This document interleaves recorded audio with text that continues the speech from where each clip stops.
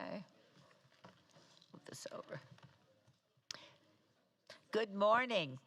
The July 15th, 2026 meeting of the City Council will be called to order. This meeting has been properly noticed and posted in compliance with the open meeting law. These proceedings are being video recorded and can be viewed live on City of Las Vegas TV on Cox Cable Channel 2. You could also watch the meeting live online and access other city content by visiting lasvegasnevada.gov/connect. The proceedings will be rebroadcast on the City of Las Vegas TV the Wednesday of the meeting at 8 p.m. and also on Friday at 4 a.m., Saturday at 7 p.m., Sunday at 7 a.m., and the following Monday at 5 p.m. This building is protected by a state-of-the-art fire detection and suppression sprinkler system. If alarms should activate during today's meeting, please evacuate using the exits at the back of the chambers out to the mezzanine, proceed out the double doors to the terrace, and down the back staircase. For anyone that has difficulty with stairs, please check with the marshal or fire official for assistance. Once outside, assemble on the northeast corner across the street from City Hall at Lewis and First Street. Employees wearing safety vests or our city marshals will inform you when it is safe to re-enter the building. For public comment related to the items on the agenda, citizen participation, and public hearing items, we have available a speaker card that you can complete and submit to the city clerk. Cards are available in the clerk's office or at the rear of the chambers. If you do not submit a card, it does not prevent you from speaking under public comment, citizens participation, or specified public hearing items. If there is anyone present today that has a need for hearing impaired equipment, please see the city clerk's staff. And please note, if you parked in the parking garage across the street, a self-validation machine is located in the foyer between council chambers and the security desk you walk through to enter these chambers. You must have your ticket with you to use the machine. If you do not have your ticket, see security personnel when exiting for a validation coupon. Before we proceed with the meeting, would everyone please rise for the invocation given by Reverend Wanda Floyd, and I ask you to remain standing as she leads us in the pledge as well. Welcome. Good morning. Good morning. Let us pray. Gracious and loving God, we give you thanks for bringing us together today. We recognize that this council has been entrusted with a sacred responsibility to serve the people of this great city. As they gather today, grant wisdom for every decision, courage for every difficult conversation, and compassion for every person whose life will be touched by the work done here today. Help them to remember that behind every agenda item, every policy, and every vote are real people with real hopes, real struggles, and real dreams. Give these members ears that truly listen, hearts that remain open, and minds that seek understanding before judgment. May they lead with integrity, humility, and a commitment to the common good. May they use whatever influence they have to lift others up, to seek justice, to protect the vulnerable, and to ensure that every person is treated with dignity and respect. May the work accomplished here today help build a Las Vegas where people have the opportunity not only to survive, but to flourish. We offer this prayer in the name of love and all that is holy, and in the name of Jesus Christ. Amen. Please join me now in a pledge of allegiance.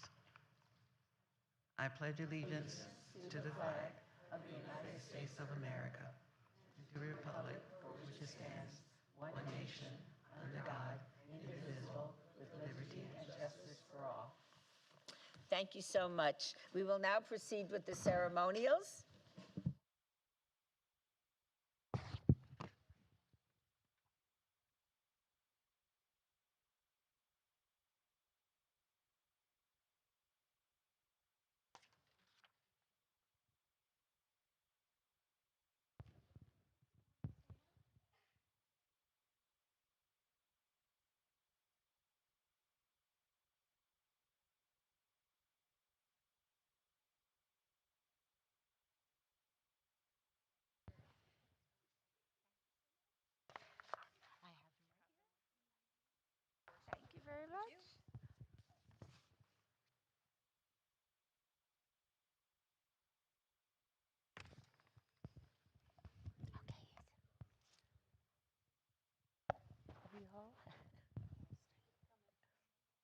We won't start without you, don't worry.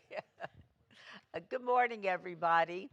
This is the ceremonial portion of our agenda, our council agenda. And for the first item, I want to invite our Director of Youth Development and Social Initiatives, Dr. Tammy Malish, to join us.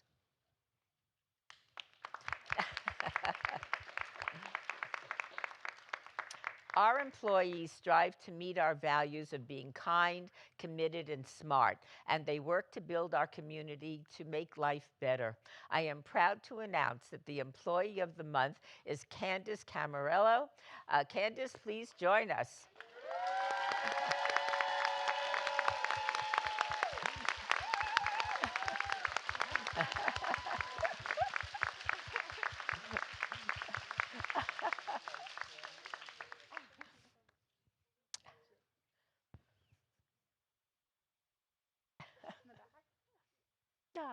Congratulations. All right, now you're going over there. In addition to being a hugger, Candace Candace is a management analyst and has been with the city since 2016. She is always willing to provide support and assistance.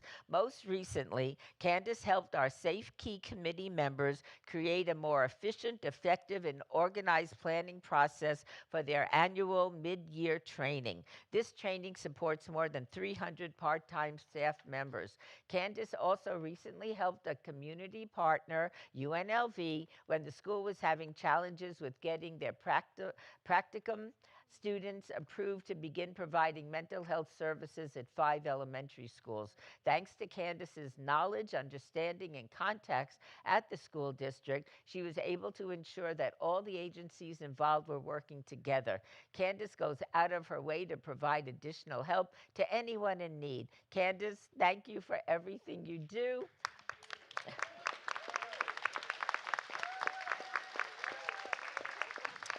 You are an incredible representative of the city. And now I'd like to invite Tammy up and have a chance to say a few words. Then we'll hear from Candace, and then we'll take a couple of photos. Dr. Malich, there you are. Yes, thank you, Mayor. So Candace, as the mayor said, is the definition of team player.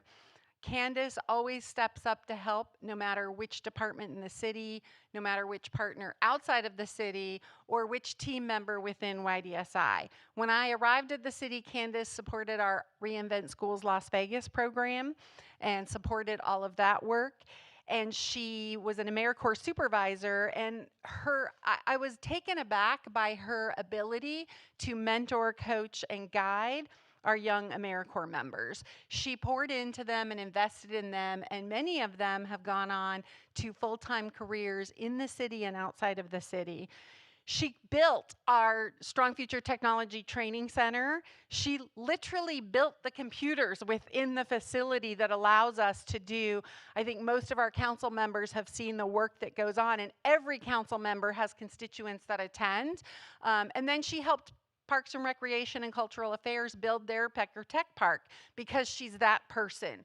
We quickly were able to promote Candace, and now she leads our AmeriCorps and AmeriCorps Vista programs. She has exceeded standards in every area for AmeriCorps and through Nevada Volunteers. She has exceeded all of our metrics. She has fully recruited, and she's done it with clean audits every single time. And if you don't know about federal money, it's not easy to get clean audits. And so Candace, and then as the mayor mentioned, she supported UNLV with our Exhale program, getting our undergrad mental health students into CCSDs. I think you see multiple members from departments here because that's who Candace is, our friends from Metro in the back, because she supports their programs. So Candace is just such a great human being. I'm honored and privileged to work with her. And shout out to Candace's family and extended family for being here to support her. Candace? Thank you.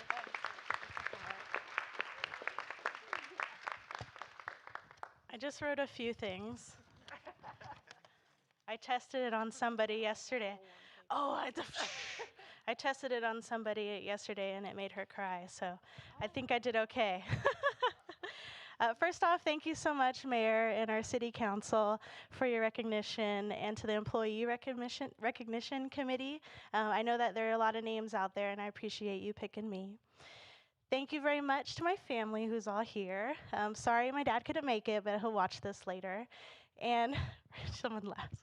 And to our YDSI family, Dr. Malich, we have such an awesome team, don't we? So right over here to our YDSI family, thank you. I'm so grateful to be recognized as the city's Employee of the Month. I've been with the city almost 10 years, and without a doubt, this has been the hardest year, but also the most rewarding. For those of you who don't know, I serve as the AmeriCorps Program Director out of the Department of Youth Development and Social Initiatives. That's Charles. Just over a year ago, our AmeriCorps program was abruptly terminated. With a single 8 a.m. email, more than 40 of our service members lost their positions, and our community lost services we promised to provide. This was undeniably the hardest day I've ever experienced during my time with the city. But that experience changed me. I grew. It challenged me to become smarter, to work harder, and be relentless in finding solutions. What never changed was why I do this work. I continued to care deeply about our members and the community that we serve, and I fought for every one of them. Because of that effort and a whole lot of teamwork, we were able to reinstate our program, and every member ultimately got what they deserved and earned. We can absolutely clap for that. Receiving this recognition is incredibly meaningful to me because it reminds me that perseverance matters, that service matters, and that leading with compassion matters. It affirms that I'm walking in my purpose, and it reminds me that even during the hardest times, the work is worth it. Thank you to my leadership, my teammates, and everyone who believes in our program and supported us through one of our toughest moments. This recognition may have my name on it, but it reflects the resilience, teamwork, and heart of so many people. I'm honored to accept it, and I'm excited to keep serving the city of Las Vegas alongside all of you. Thank you. We're going to go in front of the podium. We'll take some pictures.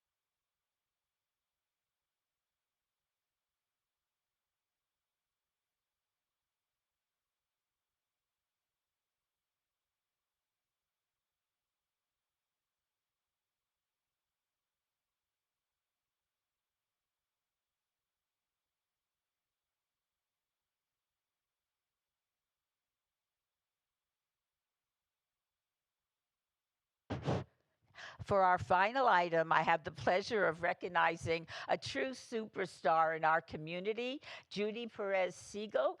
Judy, would you please join us at the podium?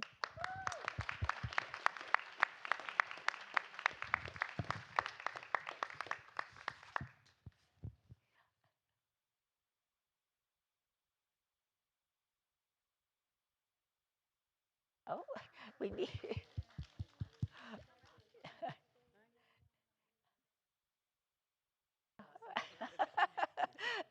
I love you. Right.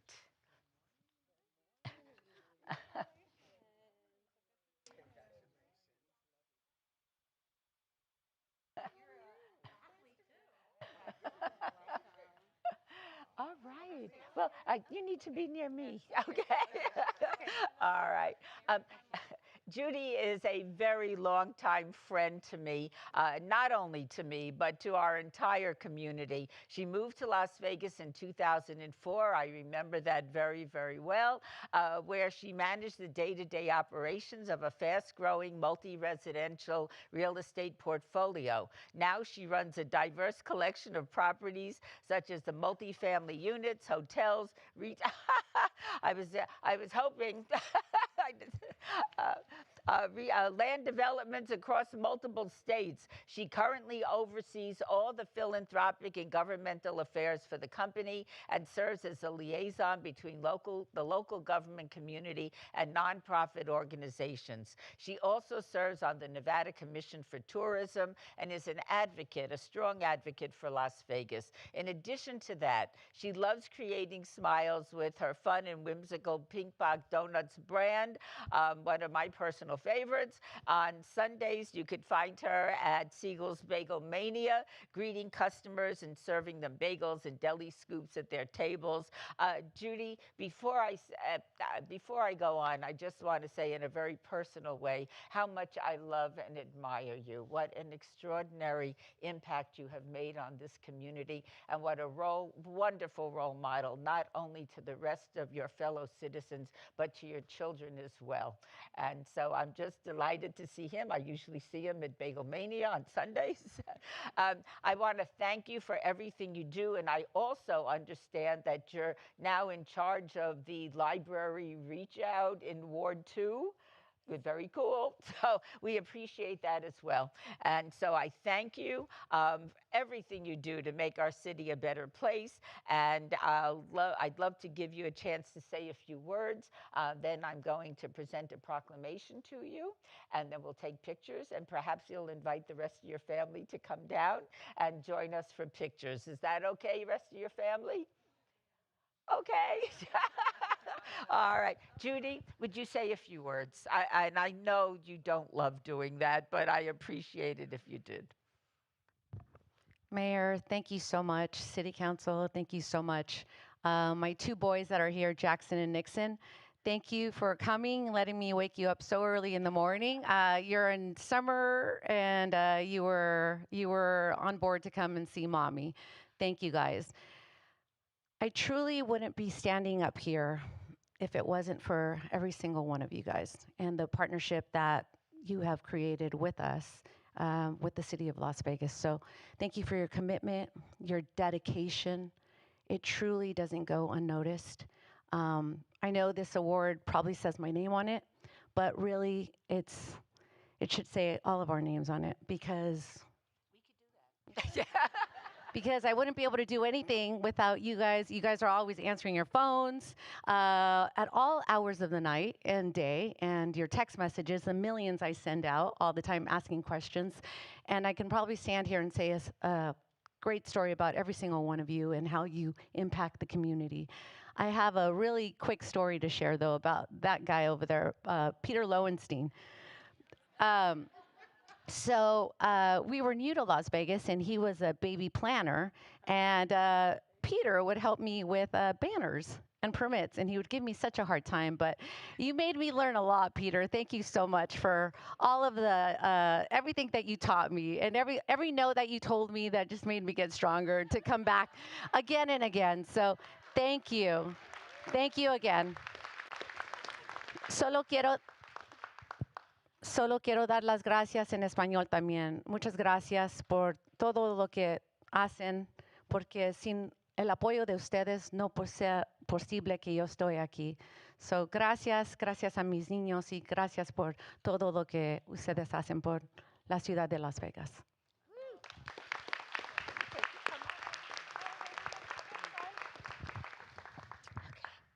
All right. Come on down.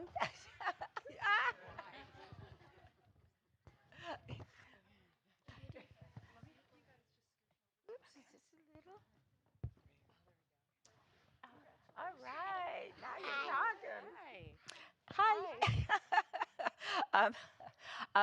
Judy, one of the things I love most about my job is being able to present proclamations to truly worthy people in this community. I'm not going to read the whole thing, but I will say this. I, Shelley Berkeley, Mayor of the City of Las Vegas, do hereby proclaim July 15th, 2026 is Judy Perez Siegel Day in the City of Las Vegas. There's going to be wild celebrations throughout the day in your honor, but we love you. I know it's Judy Siegel Day. What do you think about that? Great. I think so too. So we're going to let me present that to you. There's a little note from Councilwoman Kelly. Okay, maybe the kids can hold it. Ooh. Yeah, to the back side. There you go. Oh, good, but put it down so we could see your beautiful face, okay? All right.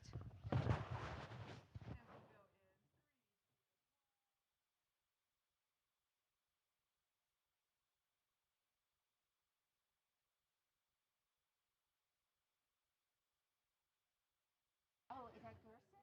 Oh, Gerson, come on down. No, you're not going to come. All right. Come on. Jackson and Nixon want you down here. All right, I give up. Yeah, it's okay. Okay.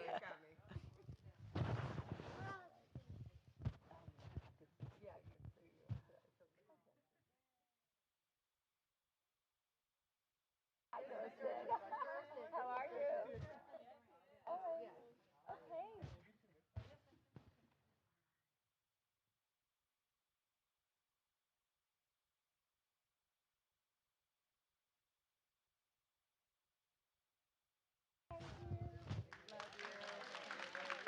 Is that a star in your hair? Yes, it is. Nice star. I love it. Very cool. Yes. Eat donuts again in your life. Yes, but when they grow up. All right. Well, okay. Let us go to work. Gave her the note. Okay.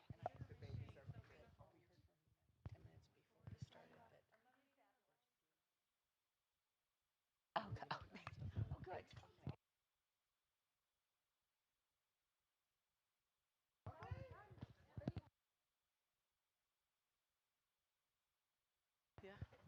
City Council will reconvene at 9:30.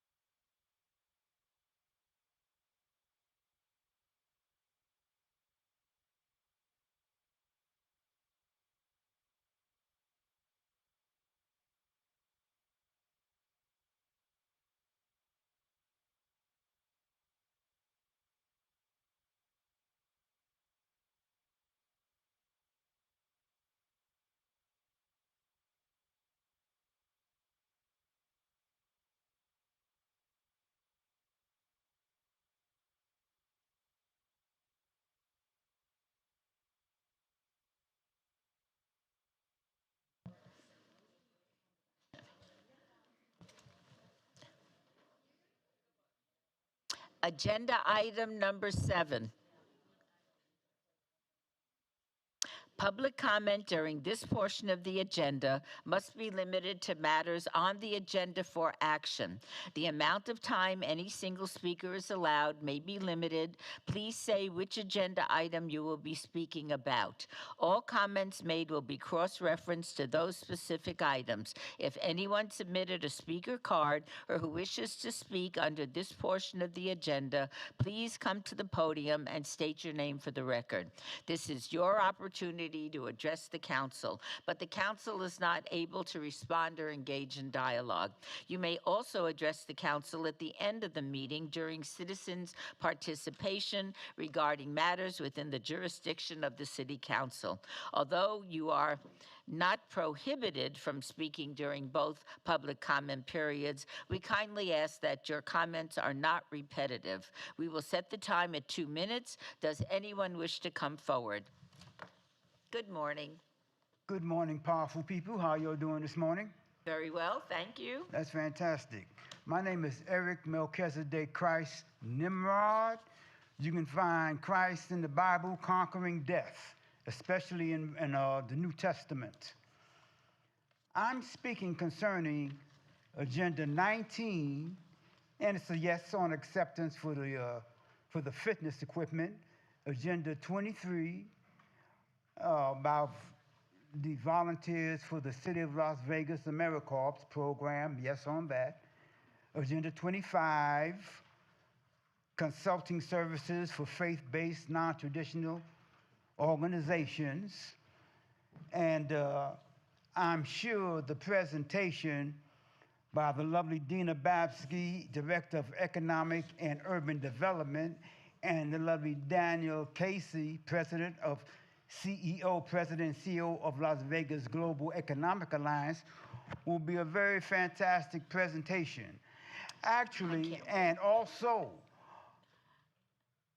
God is good, and the tribe of Judah, from which the word Jew comes from, the tribe of Judah was born from a Hamitic woman or so-called black woman, Canaanite woman, in Genesis, the 38th chapter. So actually, the tribe of Judah is a Canaanite tribe. Interesting, isn't it, when you dig into the Bible without a racist mentality? Thank you. Thank you so much. Is there anybody else wishing to address the City Council under this agenda item? Seeing no one, we will move to agenda item number 8. For possible action, any items from the 9:30 a.m. session that the council staff and/or applicant wish to be stricken, tabled, withdrawn, or held in abeyance for a future meeting may be brought forward and acted upon at this time. Mayor Pro Tem, There are none. shall we vote?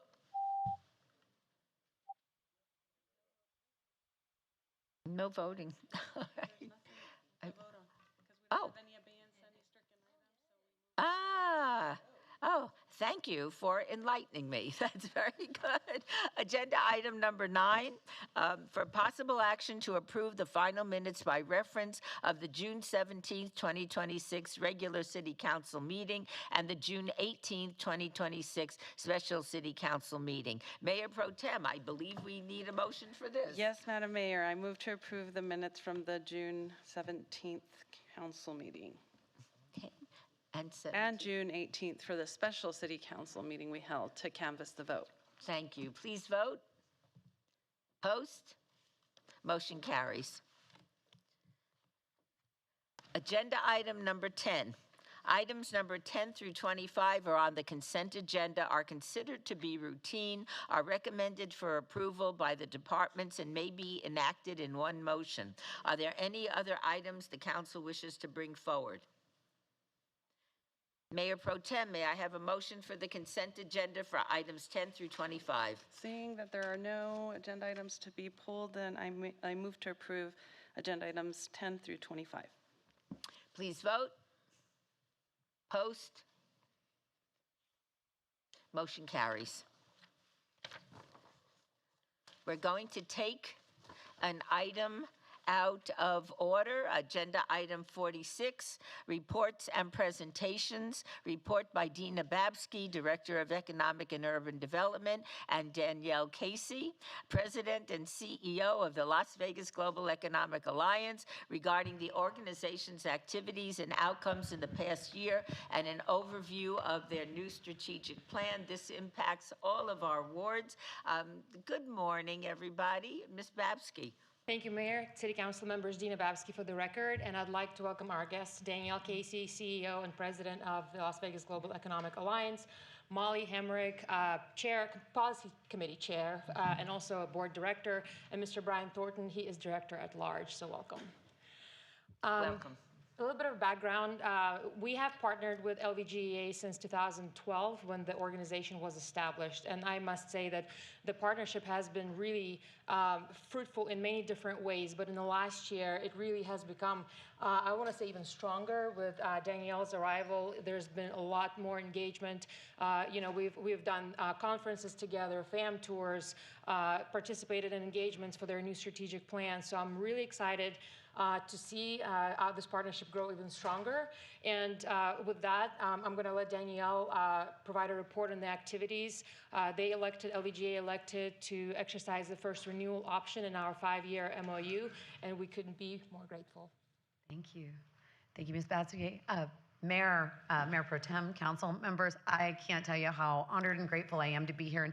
And if they do want to sit, I'll give them the break, but hopefully you see that us having board members present, this is a conversation we've had within LVGEA. I've invited all of them. We're giving presentations with all of our municipalities to simply underscore the absolute importance the entire board feels that all of our municipal partners have and their commitment to our strategic plan and the work that we're doing. So I want to thank them very much for carving out their time. So we're going to go through a presentation. I'll work to be very respectful of your time this morning, but I also look forward to any questions.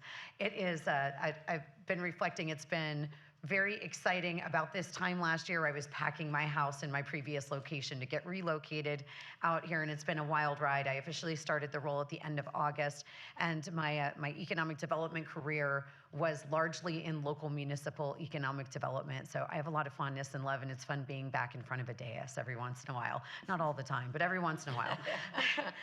For anyone, this is really for the good of the community at large that may, for any reason, not be aware of LVGEA. We are a 501c6. Today we have 51 active board members, and we were established back in 2012 in our current form, but we go all the way back to 1956 as SNF, the Southern Nevada Industrial Foundation. I keep joking that I'm going to get throwback t-shirts because I just think it's really funny and enjoyable, but we'll talk a little bit about our future branding as we go along. And I always like to recognize and let the community members watching get a sense of who our board of directors are, who is driving this organization and leading it for the good of the regional community. So just a little shout out to our many wonderful board members, and we also have additional partners, of course, above and beyond that. So when you look at LVGEA and the services that we provide, I think it's very important, and these are some deep conversations I've had with the board since arrival, and they've definitely taken this to heart. They've certainly been aware of it, but a reminder is always important.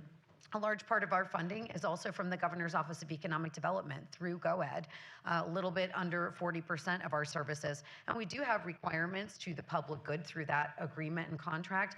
And these are just some very high-level highlights on what we deliver as part of that GOED service agreement. Regional alignment and open communication with GOED itself. So some of the things you'll see on these slides. I'm actually very excited to share that Emily Q on the Economic Development team here is one of our founding board members of the Nevada Economic Developers Association. I was able to loop her in as a highly qualified certified economic developer and somebody who apparently doesn't know how to say no to volunteer activities. So she's helping us create a statewide association to train economic developers better, but that's also in partnership with GOED. Tom Burns sits on that as well. It is also part of that agreement that we support key federal and state initiatives, that we work on site selection and broker engagement. Essentially, we respond to and manage all the requests for information that come through GOED to the Southern Nevada region, aka Clark County, as well as the city of Las Vegas. And then also inventory and asset mapping. We're required through GOED to maintain databases of information that we have for development zones and infrastructure projects. But some of the things that you see in these little colored highlights are above and beyond and added value that we've done in the last year that I'll talk more about in a second. And of course, representing at the board meeting for GoEd and reporting and managing information on a quarterly basis to be accountable to the state. But what do our municipal partners get above and beyond that? Why is the city of Las Vegas engaged with us, and why have you been for so long? Well, we provide additional support in our local community above and beyond what GoEd requires us to do for that level of public good. So we also offer, and this is also tied with our agreement with the city of Las Vegas, economic developers direct engagement and support. So one of the things I'm really proud of, we've always engaged with our local economic developers. I think Dina can attest to over the past year, we have had a monthly gathering and we've invited all members of the economic development staffs for all communities in the region, as well as our utilities and GoEd, to have a monthly meeting and discuss deal flow, activity, priorities at LVGEA, how we're spending our time and what our outcomes are. We've also started a new quarterly report of the organization. I have a hyperlink at the very end for everybody, anyone that wants to read that. But we also are providing a new monthly deal pipeline report, which is a new publication and a new level of accountability. We've hosted 2 site selector FAM tours in the last year. This is something that's not required by GoEd, but really critical to change perception of decision makers about our community.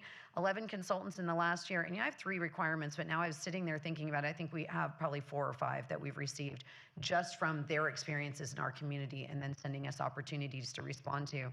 And I'm very excited. We are going to be we are the location of choice for the Site Selectors Guild Spring Conference next spring. They've never been willing to come out here. They are going to be coming out and in our region, so you're going to have about 40 to 50 of the top site selection consultants all at once, chased by a couple hundred economic developers, and we get to show off to all of those folks. So that's pretty exciting.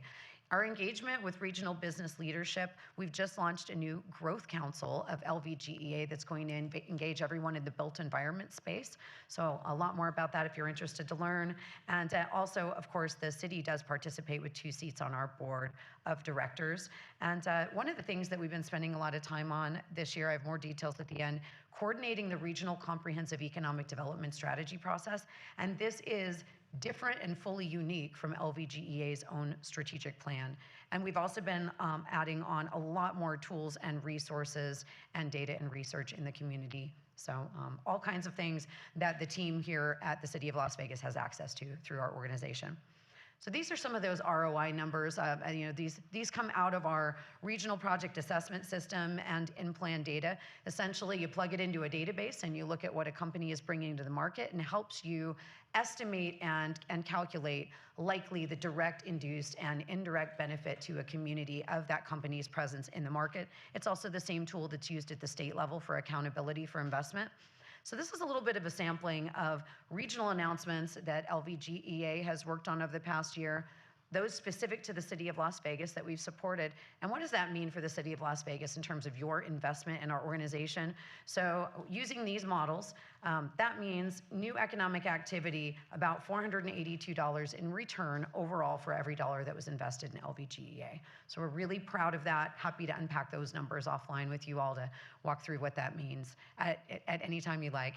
And this is a little bit about the pipeline we have going on today. Active activity right now, and some of the value that you've seen for that investment.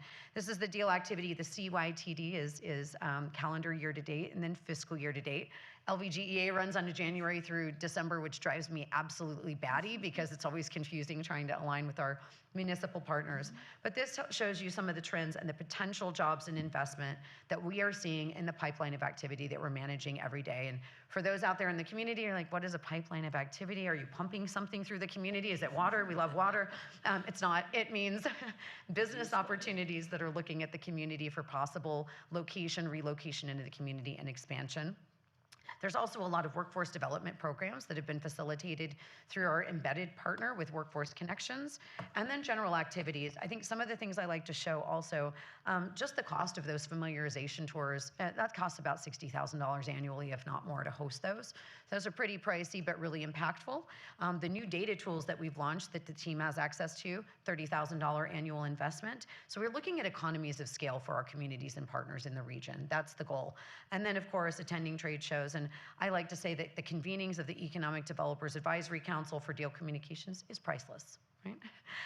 And this is a snapshot just of the regional deal overview publication that we now have out there for everybody to see. And you have a copy in your packets, Mayor and Council. So what I really want to talk about for the bulk of for the balance of my time is our strategic plan. When I was interviewed for the role, I've told this story a lot in the community. When I was interviewed for the role, and so excited to come here. By the way, my family's been coming out here forever. I was just sharing with Molly that my mother's buying a house, so yay. I know, I have a free dog sitter, so any dog sitters out there, no employment with me anymore. But we're really thrilled about this. And when I started and was interviewing for the job, it was very clear that all the right people are in the room. Everyone cares about diversifying our economy and working together, but we really needed a North Star and a guiding path for our board to understand what LVGEA needed to execute in the community. So we embarked upon that very soon after I got here, late November last year, and we approved it at the board level in early June 4 this year. And so now we're already launching into implementation. And this is a 3-year strategic plan. Everything in here will not be done, but it will be launched and there will be measurable outcomes. And the whole goal is to create a more diversified economy by increasing higher wage traded sector industries in the community. We have updated our mission and vision statement. You see those on the slide in front of you. And there's a lot of things. And by the way, this is a 2-slide piece of information in a 32-page public document that you all can look at your leisure, and the community can as well. But it matters because we know our economy remains heavily concentrated in leisure and hospitality, which I vastly enjoy and love and celebrate, by the way. We have no intent to not be focused on what has made us great. We want to be greater, and we want to continue to diversify. So this creates a shared roadmap for those diversified, higher wage, and long-term resilience jobs. This is a lot of information on one slide. I believe, Mayor and Council, you have a copy of the little card in your packet. But overall, if you really sum it up, when you look at a Hackman Index is a measure of the level of diversification in your community. A 1 or 100% means you're very diversified in your community and market. We're at about a 74 right now. Hey, it's a C, that's good. But that also means that 26% of our entire economic makeup is highly concentrated, which we know even if you were in a Rust Belt community, heavily concentrated in the auto sector, anything can be very challenging. To get us just to a 76 or 77, that's going to require up to about 34,000 direct, indirect, and induced additional jobs in the market. So this is important to show everyone that moving that needle takes a lot. We're not looking at reducing tourism jobs. We want to be additive to the environment and the community. The way we make an impact is by focusing our work on those jobs in diverse sectors that create higher wages and that are called out on this slide in these diverse industries. So these are the ones we're going to be putting our outward energy and influence on to try to bring into the market. Everything you see in our goals and key tactics, every bullet point there has a full breakout of the why and the steps we are going to take to execute on those, and we're thrilled to do this in partnership with all the communities. Just a reminder about the why, which I've just already touched on. For LVGEA, this has been a really critical exercise in understanding our role in meaningfully changing this trajectory. And I think one example right here was from a site selector that we talked to just probably about a month ago now, where they said, you still don't have sites for me to put the employment that I want to put in your community. So we have to remember a lot of the work that we're doing in this strategy, while we can call on companies and go to trade shows and bring site selectors out, if we can't deliver a competitive value proposition for them, then we're not going to locate them in the community. And that can mean workforce-related issues, it can mean infrastructure-related issues, and it can mean time and speed to market. It can mean many things. And so we're going to be working on all of that in tandem. And this is just a little more color for you on our primary measurement indicator on that Hackman Index. I think what you'll see here that's interesting is when you look at our number in terms of diversification, you look at an Orlando, a Nashville, a Phoenix, they are actually more diversified than we are. So it's great to have aspirational benchmarks and maybe look at what they're doing well and what they're not doing well. This is way too much information to dig into, but I wanted to share with you all that our board is serious. Board Chair Perdue, when we brought the strategic plan forward, she said, great, and I want the board to see what you're going to do in the next 6 months. And we're going to lay it out, and we want to know what's happening right away. So do know that my board and leadership has asked me and the team to be highly accountable, and they are also clearly being accountable themselves for the organization.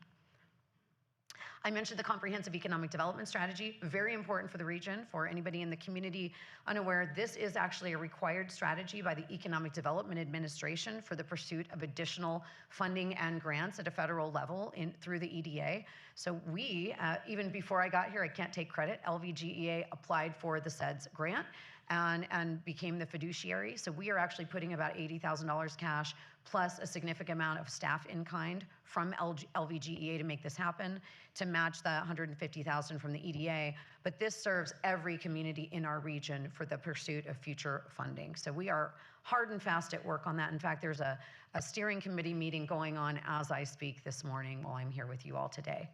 And one of the things I did want to celebrate, because we just got out of it and their team was just so incredible. Your economic development team was definitely front and center on this. We just came back from the Bio International Convention in June to spread the word and create brand.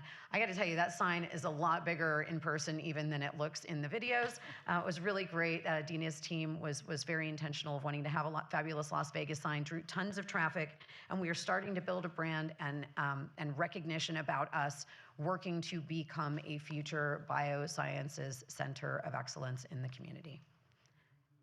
And with that, to wrap us up, just wanted to share, these are in your slides. Anybody that wants to see our quarterly report or our annual report is welcome to do so publicly on our website. I'm sure I've already gone too long, but I'm very grateful for your time. Happy to take any questions or move out of your way so you can have Thank you, Danielle, for thank you. wonderful presentation. Thank you. We appreciate it. Are there any questions or comments from, yes, Ms. Summers Armstrong? Thank you so much for this presentation. This is super, super good information. I don't think I've seen this kind of detail from because economic development is not exactly sexy. So it's wonderful to see you make it look pretty and understandable in these bite sizes. For those of us who represent, I'll speak for myself as a person who represents an urban core community, it's really important that this information be dissected a little bit more. I think we're often overlooked in the urban core. For opportunity and potential. I don't know if you know, but we have the Westside Education and Training Center available, which is a partnership with the city and CSN. And we have the ability to train people for these great jobs. And so we would love to have that, I would love to have that kind of personal discussion with you about that. Historic West Las Vegas, which we were talking about earlier in development with the faith-based leaders, has some of the lowest incomes in the valley. And so the only way to improve that is training people to do these kinds of jobs that are going to ensure that they can lift themselves up, right?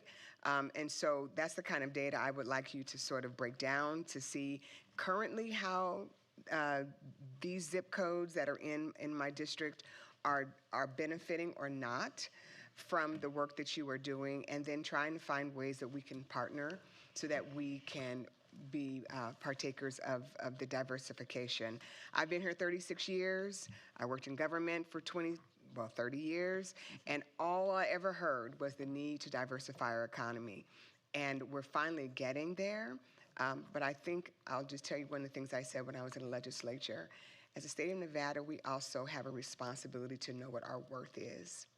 And people come here and they want to take advantage of all the fabulousness of our weather and everything, but are they really bringing to our community their best? And I hope that as you all are out there doing this work, that you are really holding these folks accountable to reach to the depths, not what's convenient, but what is the real work in lifting up communities. And I just want to tell you thank you. I'm proud of you. I was at your first presentation, did a great job, and I'm excited to see what you're doing. Mayor, Councilwoman, thank you so much. I look forward to grabbing some time to unpack that with you. And I'll just add, it was very intentional. It's a start. If you look back at our mission and vision statement, it's extremely intentional that it talks about creating opportunity for all. I'm a huge believer in that. We've actually done a lot of work, even through the International Economic Development Council, on equitable economic development. So we'll discuss that more. Thank you. Councilwoman Polensky. Thank you, Madam Mayor. Ms. Casey, I haven't had the opportunity to meet you. I'm glad you're here today. I did work with your predecessor. I think we all did with the previous mayor. Last time I think LVGEA came through, it was right at the Super Bowl time, and y'all came and asked us to invest, and we had a return of, I think, about 6 businesses that relocated here after that investment. And I just want to remind you that we have the college football championships coming, and then another Super Bowl coming as a representative on the LVCVA. We have a lot of these very nationwide prominent events happening, and I hope that you use them to do our best to hungry hippo our fair share of diversification and investment. Mayor, Councilwoman, I love that analogy. Yes, thank you. Thank you. Mayor Pro Tem. So good to see you, Ms. Casey. It's hard to believe it's almost been a year since you've arrived in Las Vegas. I hope that you like my hometown. I'm born and raised here, so I hope that you find it fresh of breath air and so lovely. The people here really are amazing. I wanted to basically recognize LVGA's just work with other agency partners that is important and moves the needle faster for all of the local municipalities in Southern Nevada. So I know you work hand in glove with Workforce Connections. I know you're a great ally and partner of the Vegas Chamber.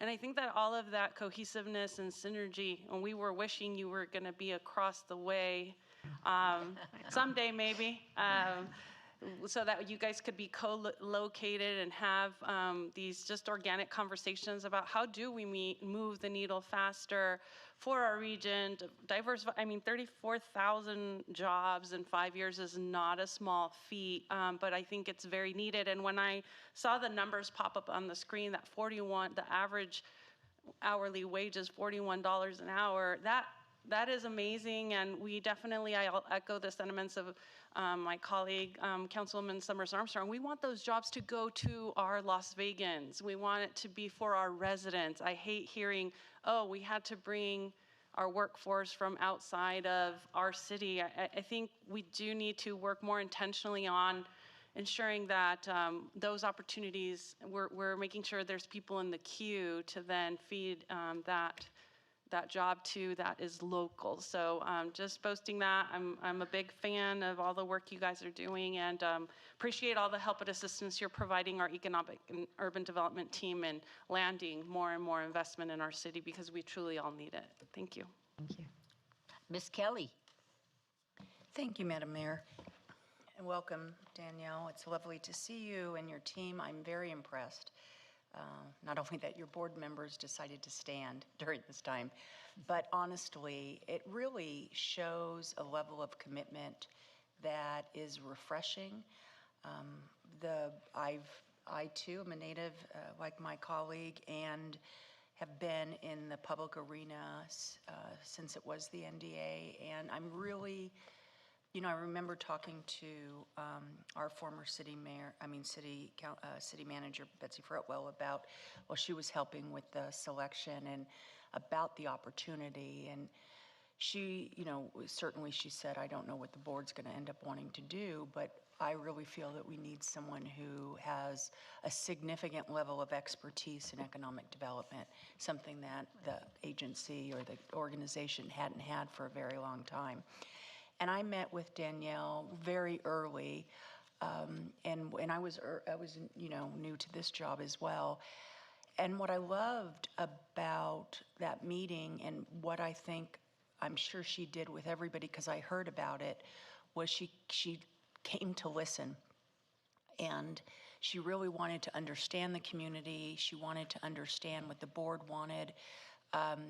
And then I was excited to see how the board and the leadership, it was so invested in the success. We want Danielle to be phenomenally successful, and we need LVGEA to be phenomenally successful for the people who work here and for all the reasons you understand. But you acted quickly too. I mean, you were, and so I want to compliment that from afar, because it was evident. It is wonderful to see that it's about strategy, really focus, that the board seems, I think, and again, from the outside, far more engaged and cohesive than they've ever been. And I'm sure that's in part also to your selection of Danielle and her leadership. So I really appreciate this information. It's very thorough. I look forward to, understanding as Councilwoman Summers Armstrong said, some more of the unpacking. So how does this relate to what we're doing at the city, and how can we make sure that the education we're providing, or whatever we're doing, pardon me, is through our technical and partnerships with the community college or UNLV or whatever we're doing, supports what we need and supports how you're going to be able to continue to collaborate with us.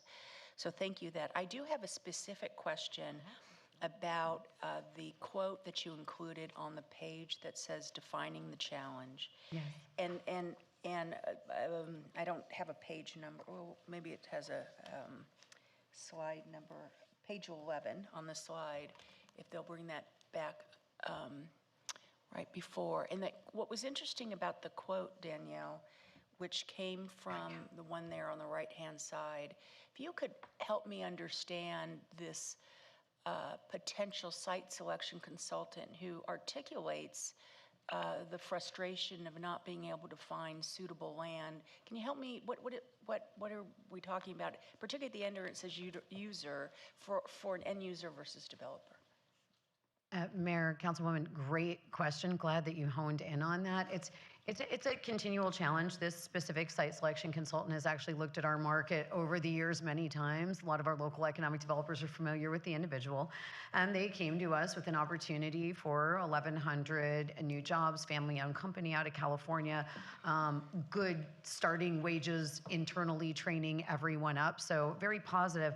But what they can't find anywhere is 200 acres with infrastructure that could then be conveyed straight from a property owner or otherwise that was ready to go. And when they say developer, they mean that it might already be in the hands of a developer who's planning on carving that up and not able to then convey that to one significant user. So very challenging and not something we've been able to find in the region that's suitable for them at this point. So they had reached out to me and it was kind of a direct conversation. They said, great, we've known you for 20 years. Let's see what you can do. Is anything different? Do you have a site for me? And we really tried to turn over all the rocks, some maybe vaguely potential sites, but nothing that's sticking just yet.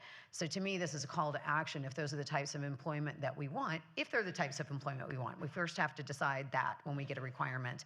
And if so, we need to think about, as I mentioned before, how are we working today? Best time to plant a tree, right?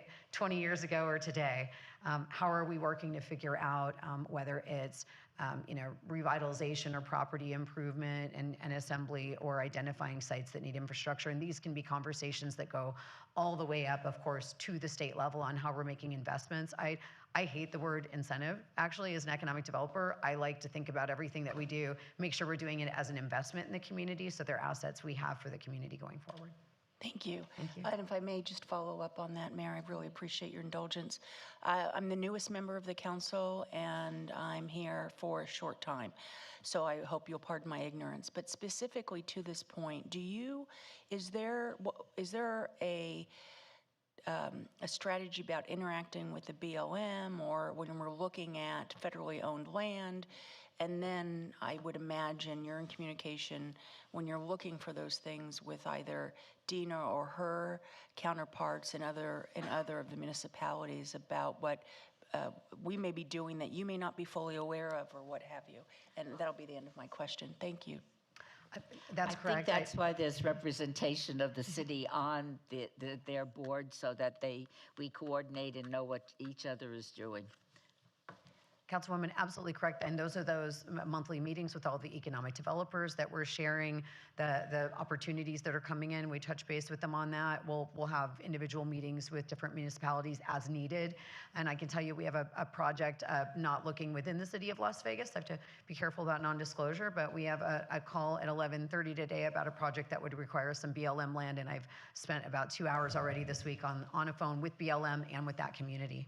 Okay, thank you very much, Mayor. Appreciate You're it. very welcome. Ms. Bruni. Thank you, Mayor, and thank you, Danielle, for coming this morning to speak with us. I happened to meet with a couple of tech startups this week, and so as you're going through your presentation, I was just wondering, what role do you see LVGEA playing in supporting that ecosystem, either for folks that are already here or are thinking about coming here? Mayor, Councilwoman Bruni, also another excellent question. LVGEA's scope does not, well, you know, with enough time and money and resources, anything is possible. In our current scope of work and areas of responsibility, we don't see ourselves as, say, being the organization that is teaching people how to be entrepreneurs and startups. But long-term in our strategy, you will see things in there about working to attract more VC investment and investment capital, telling a more critical and important story about the market as a place to do business, especially to startups outside of the market, and really also digging into things like the built environment. So are there ways that we can encourage public-private partnerships and development, thinking about our university systems and their assets? So we have a lot of examples that we are working on right now that we've seen in other communities that have specifically helped with that. And a lot of times that does plug into the university system. That's great to hear, because I do think that we have a gap, so I'm excited that you guys will be taking the lead on that.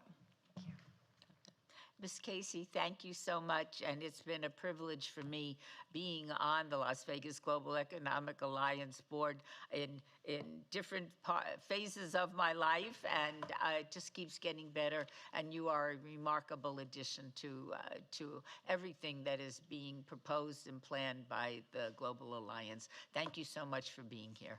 Thank you, Mayor, Mayor Pro Tem, and Council. Have a great day. Thank you. This was a report only, so no action is required. We will now hear related items 26 and 41 through 41B together. 26, public hearing, discussion for possible action to receive testimony for and against the proposed redevelopment plan for redevelopment area 3 and to provide any direction deemed necessary or appropriate. Item 41, 26-0176, on the following land use entitlement project request on the 1,350.23 acres generally bounded by Owens Avenue to the north, Nellis Boulevard to the east, Charleston Boulevard to the south, and the 21st Street to the west. 41A, 26-0176-DIR1 for a review of the plan for the redevelopment of Area 3 as a redevelopment area. 41B, 26-0176-GPA1 to establish redevelopment Area 3. The applicant owner is City of Las Vegas Redevelopment Agency. The Planning Commission and staff recommend approval on the entire land use entitlement project. These are in Ward 3, Ms. Diaz, and these are public hearings, which I now declare open. Ms. Babsky. Thank you, Mayor, City Council members, Dina Babsky for the record. And with me is a member of our team, Alex Strasser. He actually was leading what we're about to present today, so I would like for him to join me in this presentation. Welcome. Thank you. So this has been quite a road for us. Last September, you all voted to pass a resolution that would enable us to start the exploration of establishing a new redevelopment area. The East Las Vegas area plan that was adopted back in 2023, one of the key elements called out in that plan was specifically exploring whether a new redevelopment area could be established as part of that plan in order to help with the revitalization of the neighborhood, establish some, or I guess promote economic development and things that redevelopment agency can enable communities to do. So with that, a little background on where we have been as far as the redevelopment agency in our areas. Back in 1986, redevelopment agency was established, and that's when the Area 1 was established, primarily covering the downtown core. Then in 2012, we established a second redevelopment area that covers the west of Charleston West and a lot of the medical district. So now we're 14 years later down the road, and that was a good time for us to explore what can we do on the east side. So the team, with your approved resolution, moved forward on establishing the area of study for the blight study that is required by NRS 279 in order to determine if the area qualifies to be deemed a redevelopment area. The yellow boundary that you see on the map, that was the study area boundary. All of the parcels that you see in the blue were specifically evaluated whether they met the requirements called out by the statute to be eligible as part of the redevelopment area. And by the way, the study was started in early November. It took 4 months for our team to go out and evaluate every single property, document conditions, take photos. And since February, the team was literally doing a deep dive and analysis into every single property to determine its eligibility. So this is a snapshot of all the redevelopment areas if the Area 3 is established. As you see on the map, our agency will essentially cover most of the downtown core. And I mean, I am so excited for this project or for this initiative because everything that we've done in Area 1 and Area 2 is a great example of what we will now be able to do on the east side of the city. Why a new redevelopment area? I basically already spoke to it. Every 2 weeks, you all vote on different grants and investments that the redevelopment agency does within its boundary. And you know, the most important thing is with the redevelopment agencies, the way they are funded is by the property tax increment that is generated with new development, as well as the property value increases within that area. So this is a quick slide that shows how does that work. Once the redevelopment area is established, we will send the parcel numbers to the assessor's office. That will set the tax baseline. From that point on, every year, any new development that happens there that creates new property tax, as well as the increase in the property values, would be set aside for the redevelopment Area 3 to continue its reinvestment in the community. With that, I would like Alex to talk about the blight study, because they were out there every day. Good morning, Mayor Berkeley and members of the City Council. Alex Strasser, City of Las Vegas, Department of Economic and Urban Development for the record. As Dina mentioned, between November and February, we were out in the field every day, it seemed like, assessing nearly 1,300 properties to see if they met the physical characteristics of blight. This blight study also looked at the socioeconomic data as well to get that full comprehensive view as to if this area met the state requirements for a blighted area. Overall, we found that of the 12 blight conditions, 9 were prevalent in this community and at least two affected nearly every property. Some of our findings included aging buildings, so over 80% of the building inventory was built before 1999. This requires more reinvestment for the property owners as well as maintenance to manage deterioration and upgrade building systems. We also found shifting uses for new users in buildings that were different than what were previously designed for. One instance was a dentist office that is now occupying a bank with drive-throughs.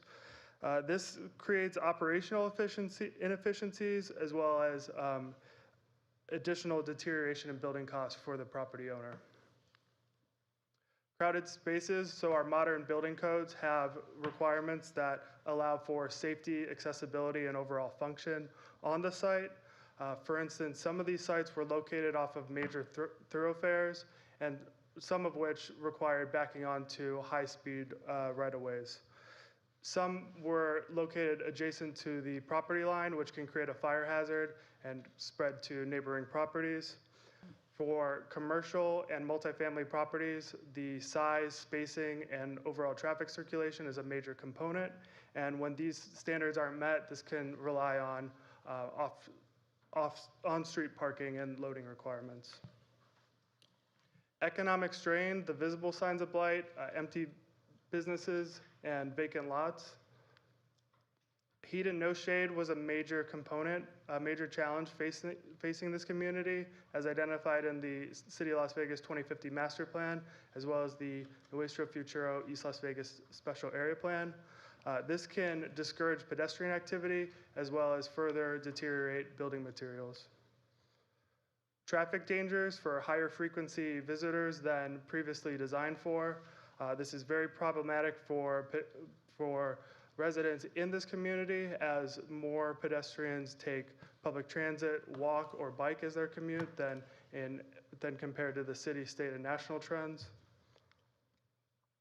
Unsafe right-of-way, so this alleyway had multiple trash receptacles lined up the alley, which can make it difficult for emergency vehicle access as well as motorists.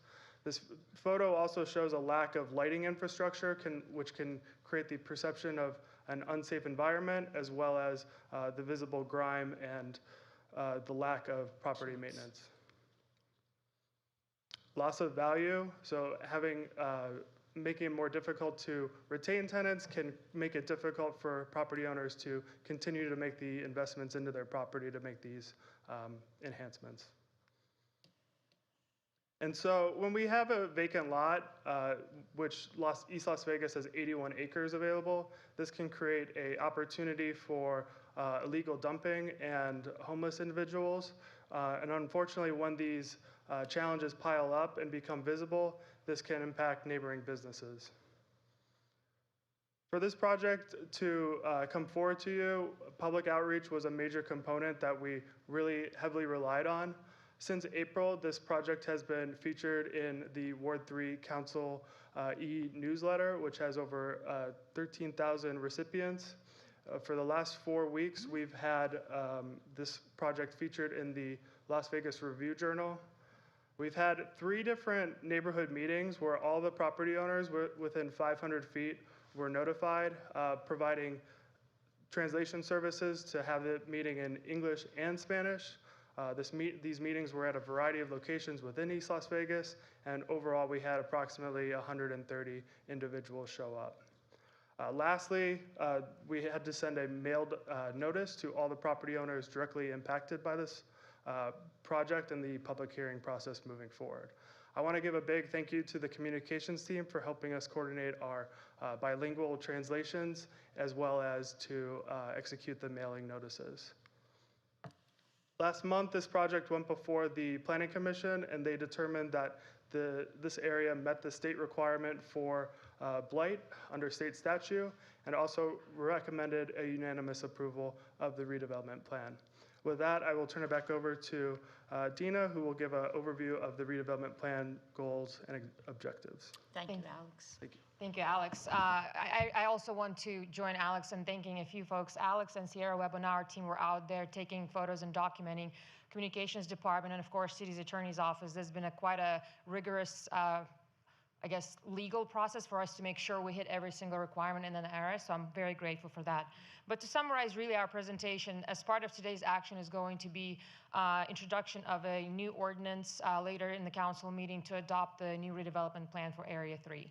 And just like with other redevelopment plans that we have for Area 1 and 2, the focus is still the same, to eliminate blight or reduce its spread, to keep our businesses in there, but most importantly, it's to have I guess, invest in the community so that private investment can be unlocked. Because it's so important for us to be able to de-risk projects in this community with infrastructure upgrades, with public works things that could be potentially part of the work the redevelopment agency will partner on. Because once that's in place, private investment will come. And we've seen that in downtown Las Vegas, Arts District, Symphony Park, Medical District. So we're very excited to introduce this, very grateful for the work that the team has done. And if this is established, it will live for 30 years. And so that is a good amount of years to really bring the community to where it's supposed to be.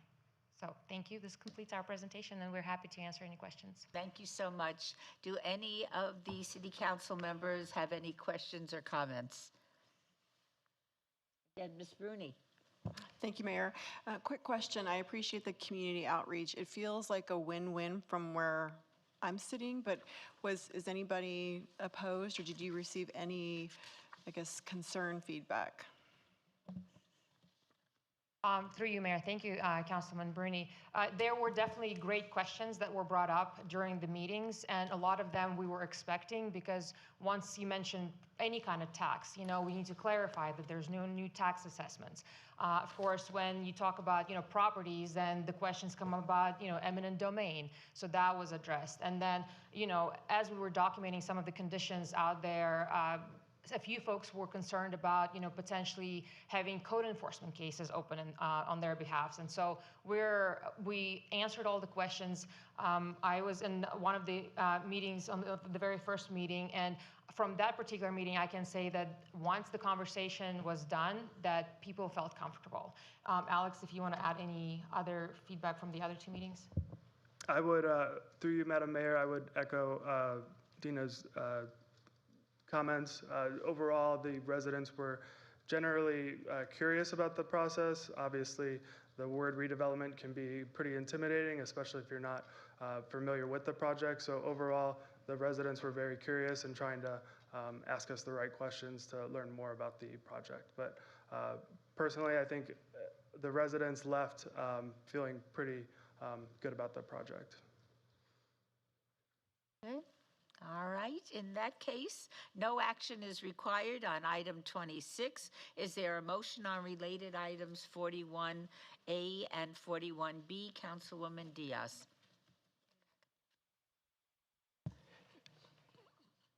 Yeah, Mayor, for the record, Jeff Dorkak, City Attorney. I don't think we have a line in the book, but go ahead and mention that it is a public hearing, and if anyone would like to comment, this would be the time, and then you can go back to the motion.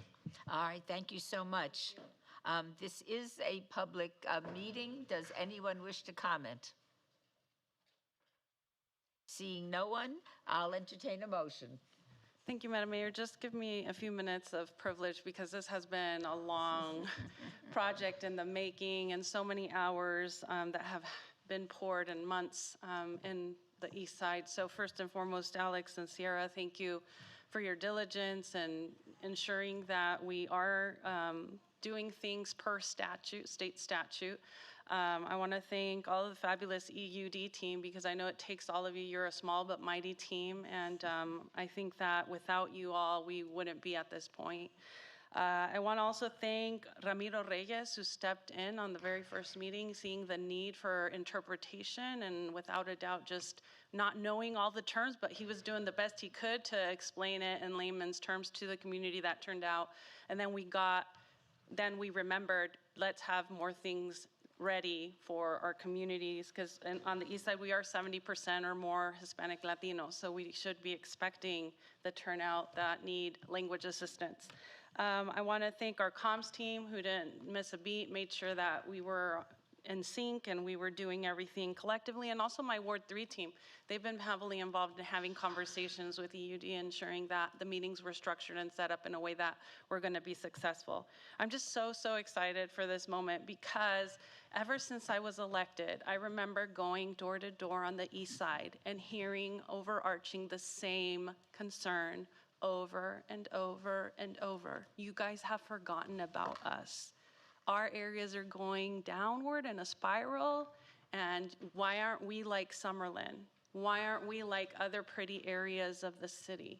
And that broke my heart, just thinking about them, thinking that we had, as a city, abandoned that area of our city, and that now that I've been in this role, it's just so incredibly difficult to have all the financial resources to steer the help and to be able to lead change in the area and be that spark that is going to then ignite people's interest in wanting to invest on that side of town, because increasingly people are having to drive. They don't feel comfortable going to their neighborhood this or their neighborhood that, or there really aren't very many options, and so they have to drive distances, and we're losing that opportunity for those dollars to stay within the city and our community.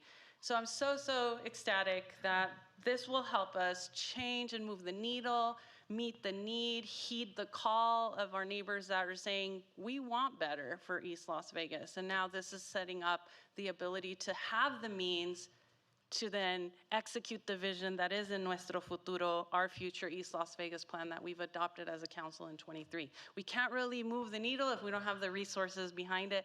And I'm also ecstatic about the education set-aside funding that we can also tap into, because we know that my schools on that side need all the love that we can provide them. So with that, I know the mayor's saying, okay, wrap it up, Councilwoman, make the motion. So I'm gonna move to approve agenda items 41A and B. Please vote.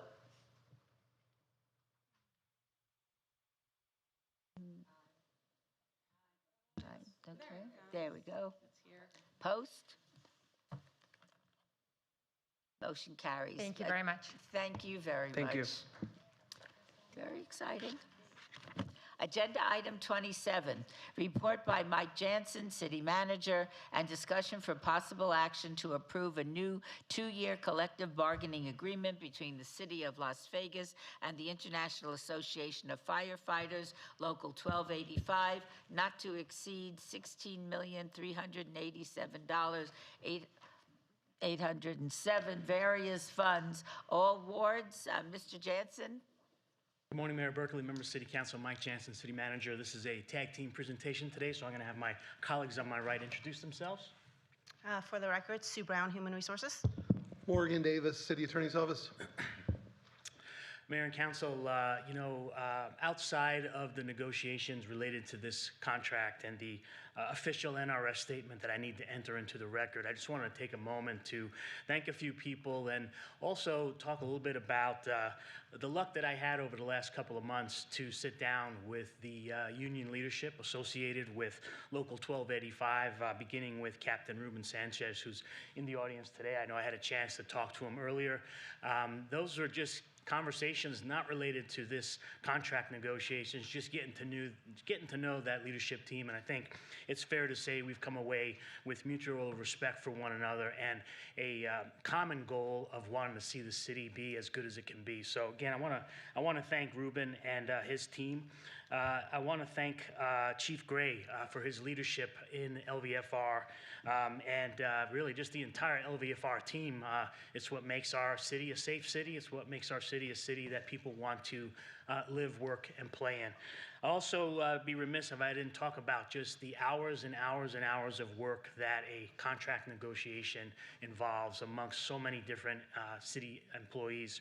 And that includes certainly our HR team led by Sue Brown, our city attorney's office from Jeff and from Morgan and his team, our entire city manager's office, and certainly our finance department running all the numbers and trying to figure out how do we make all this work. So with all those thanks and admiration to so many people involved in this, what I'd like to do is just enter into the record the official NRS statement, which is pursuant to NRS 288-153. As city manager, I am reporting on a new 2-year collective bargaining agreement with IAFF Local 1285. The estimated fiscal impact of the 2-year agreement is not to exceed $16,387,807. And with that, I'm going to turn over the rest of this presentation to Ms. Sue Brown and Morgan. Welcome. Thank you. Good morning, Mayor and Council. Before I get started, thank you, Mike, for the introduction. I want to echo Mike's comments and thank the city's negotiating team, our partners in City Attorney's Office, Human Resources, Rick Hunt, Dana Graham, and Tasia Curtis, as well as Chief Larry Stoney and Chief Randall Wilbanks were on the negotiating team. So the item before you today is a 2-year tentative agreement with the IAFF Local 1285 bargaining unit. This bargaining unit represents approximately 766 employees in the fire department. We started negotiations back in February of 2026, and we had a total of 11 meetings ending on June 15th, 2026, where we did reach a tentative agreement. The bargaining unit took the TAs to the membership for vote, and they did vote to approve the 2-year agreement, which covers July 1st, 2026 through June 30th, 2028. I'm going to go over some of the changes in the contract in order of the articles. First is Article 15 under holidays. We are adding a new holiday worked premium pay for 4 protected holidays. What this means is the 4 protected holidays that we have listed are 4th of July, Thanksgiving Day, Christmas Eve, and Christmas Day. And basically, we've agreed to give additional compensation for employees who work on these 4 holidays. In exchange, we are reducing the number of vacation slots available for these days. So currently, this is 12% slots for number of employees who can be on vacation, and we're reducing that to 6%. So the intent is, for these 4 busy holidays, we're encouraging and incentivizing employees to come to work on those days. Under Article 17, wages. In year 1 of the contract, effective July 1, 2026, we've agreed to a 2.7% cost of living adjustment based on the annual CPI from 2025. In addition, we're adding a 2% increase to the top step of all the salary schedules. In year 2 of the contract, effective July 1, 2027, we are doing a CPI-based cost of living adjustment. The range of the CPI is 2% to 3.5%. We won't know that CPI until the end of the current calendar year. And also in year 2, we're doing the 2% increase to the top step of all the salary schedules once again. Under Article 19, acting pay, we're adding a new cash incentive for preceptor certification of $1,000. Preceptors are those individuals who are more experienced, and they are the individuals who train and mentor new and incoming paramedics. So this incentive will encourage more employees to become preceptors. In Article 22, under medical, we are increasing the biweekly employer contribution by $15 in each of the 2 years. Article 23, uniform allowance, we are increasing the annual uniform allowance from $1,800 to $2,000. Article 28, EMS compensation. So this is the article that has the most change. And in line with our goal of encouraging more firefighters to become paramedics, we've agreed to a new compensation model for employees who become paramedics. So currently, firefighters who become paramedics move into a separate unique classification called firefighter paramedic. Engineers and captains who are paramedics receive additional pay for maintaining their paramedic license and for working as a paramedic when they're assigned. Moving forward, we're eliminating this separate firefighter paramedic rank or title, and instead we're providing a premium pay to employees who achieve and maintain their paramedic license.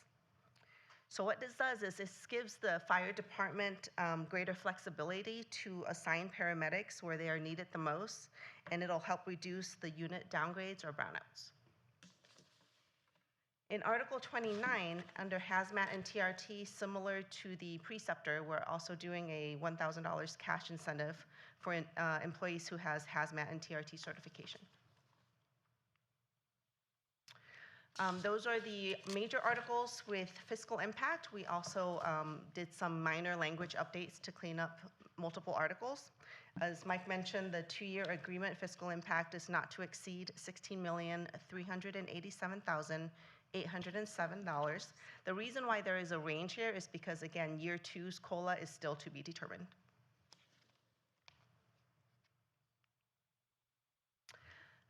We would like to thank the IAFF negotiating team, Ruben Sanchez, Mark Saragosa, Michael Tom, Nicholas Rhodes, Esteban Cruz, and Bull McDougall.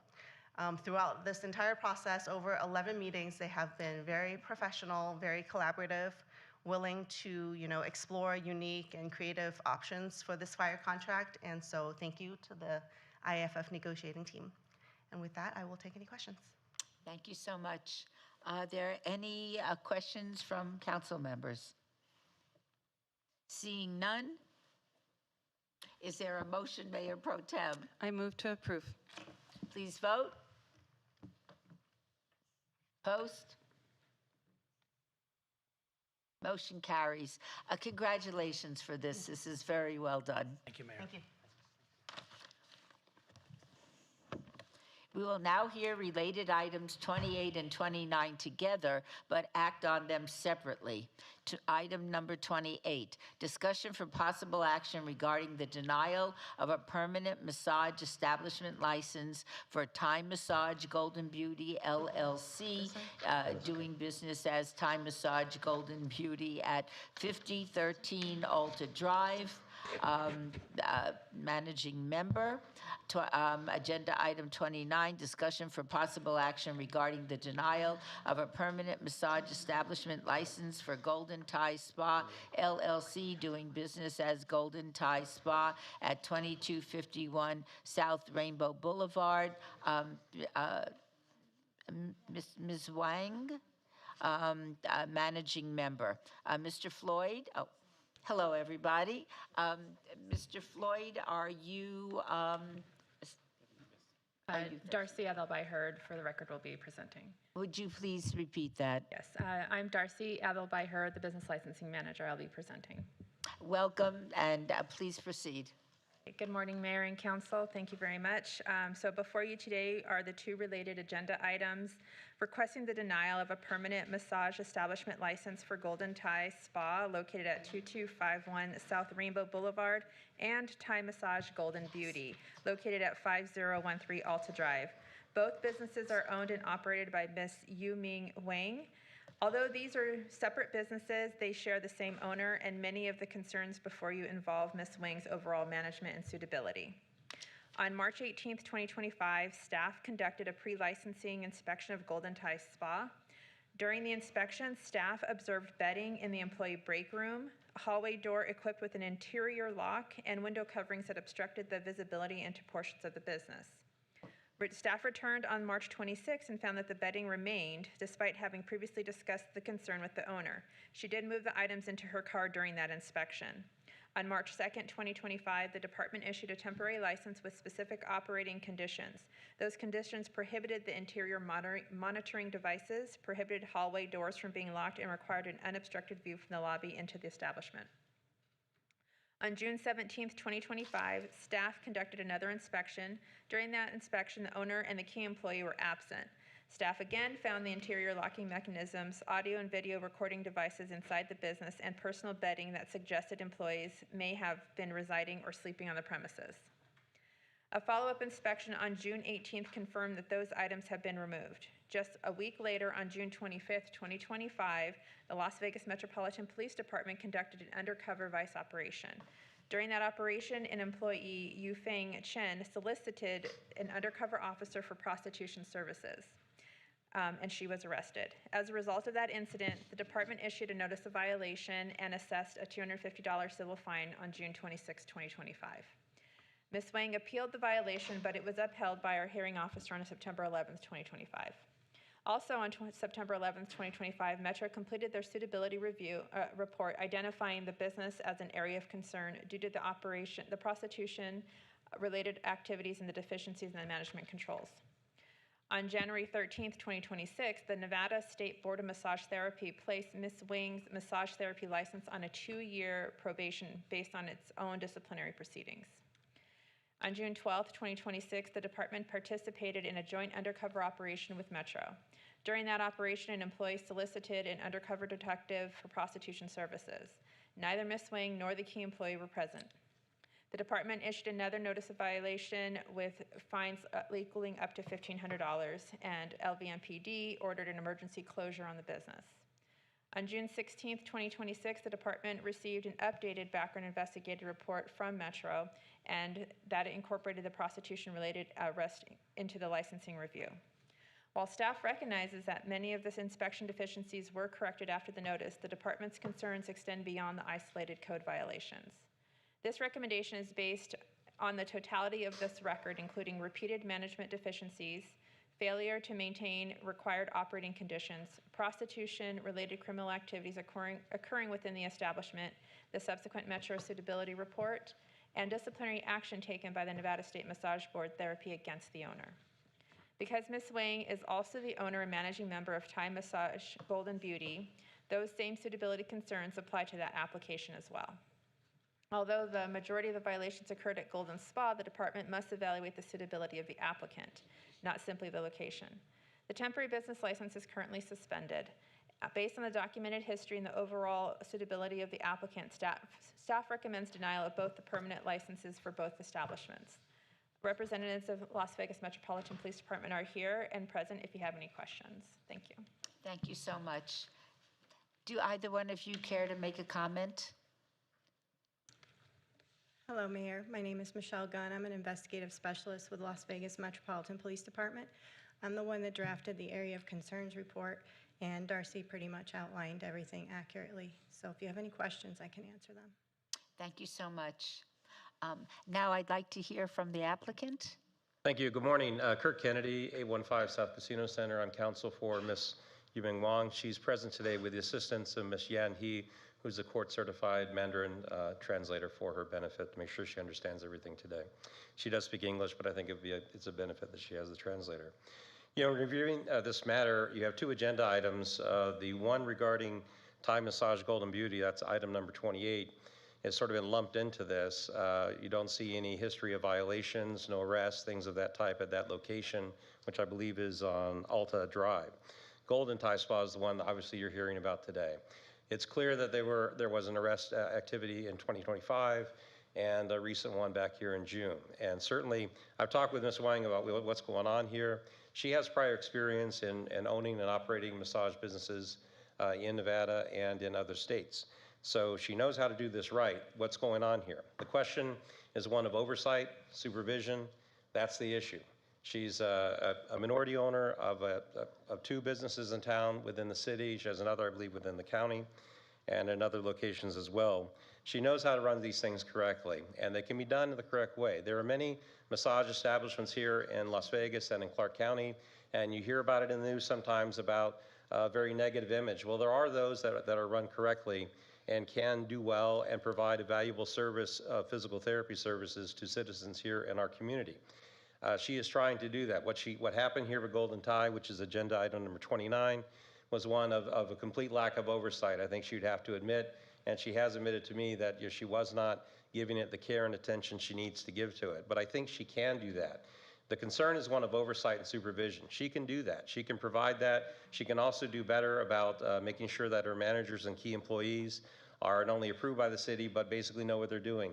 So they comply with city code and Nevada law on the operation of a massage establishment. You know, I reviewed the Metro investigative report, and it's kind of interesting. On page 5 of that report, where they make the recommendation, of course, they do recommend the denial, but in making that denial, they give a statement that's entirely contradictory. I'm just quoting part of it.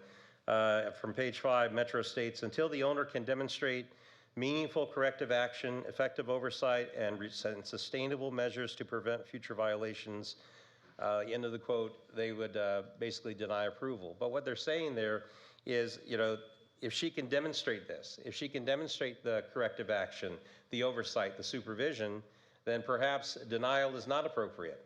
The Metro report sort of speaks out of both sides there because it's saying, you know, she could possibly do this and make this run well and be an effective small business person here in our community with these 2 establishments within the city, if given the opportunity. The Metro report says, yeah, maybe if she does better and provides more oversight, she can do better.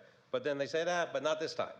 How is she supposed to be more effective? How is she supposed to demonstrate this corrective action and this ability to provide better supervision and to comply with Nevada law when she's not being given the opportunity? What we're looking at here is the city is requesting the denial of her establishment applications, which effectively guts what the Metro report is saying. They're saying, essentially, if she's given the opportunity, she could do better, and she could show better. She can be a better manager. She can be a better operator if she can, you know, focus herself on doing what is right. And the Metro report is kind of acknowledging that, while at the same time then saying, well, too bad, denied.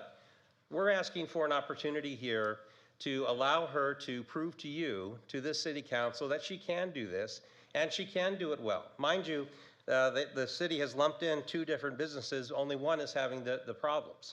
But they say, oh, well, let's just get rid of all of them. Apparently it's something wrong with Ms. Wong. Well, that's the easy answer, but that's not the answer. That's the correct answer, the right answer. You have a female minority owner who's trying to operate these businesses in a way that's effective and in compliance with city code and Nevada law, and she's asking for that opportunity.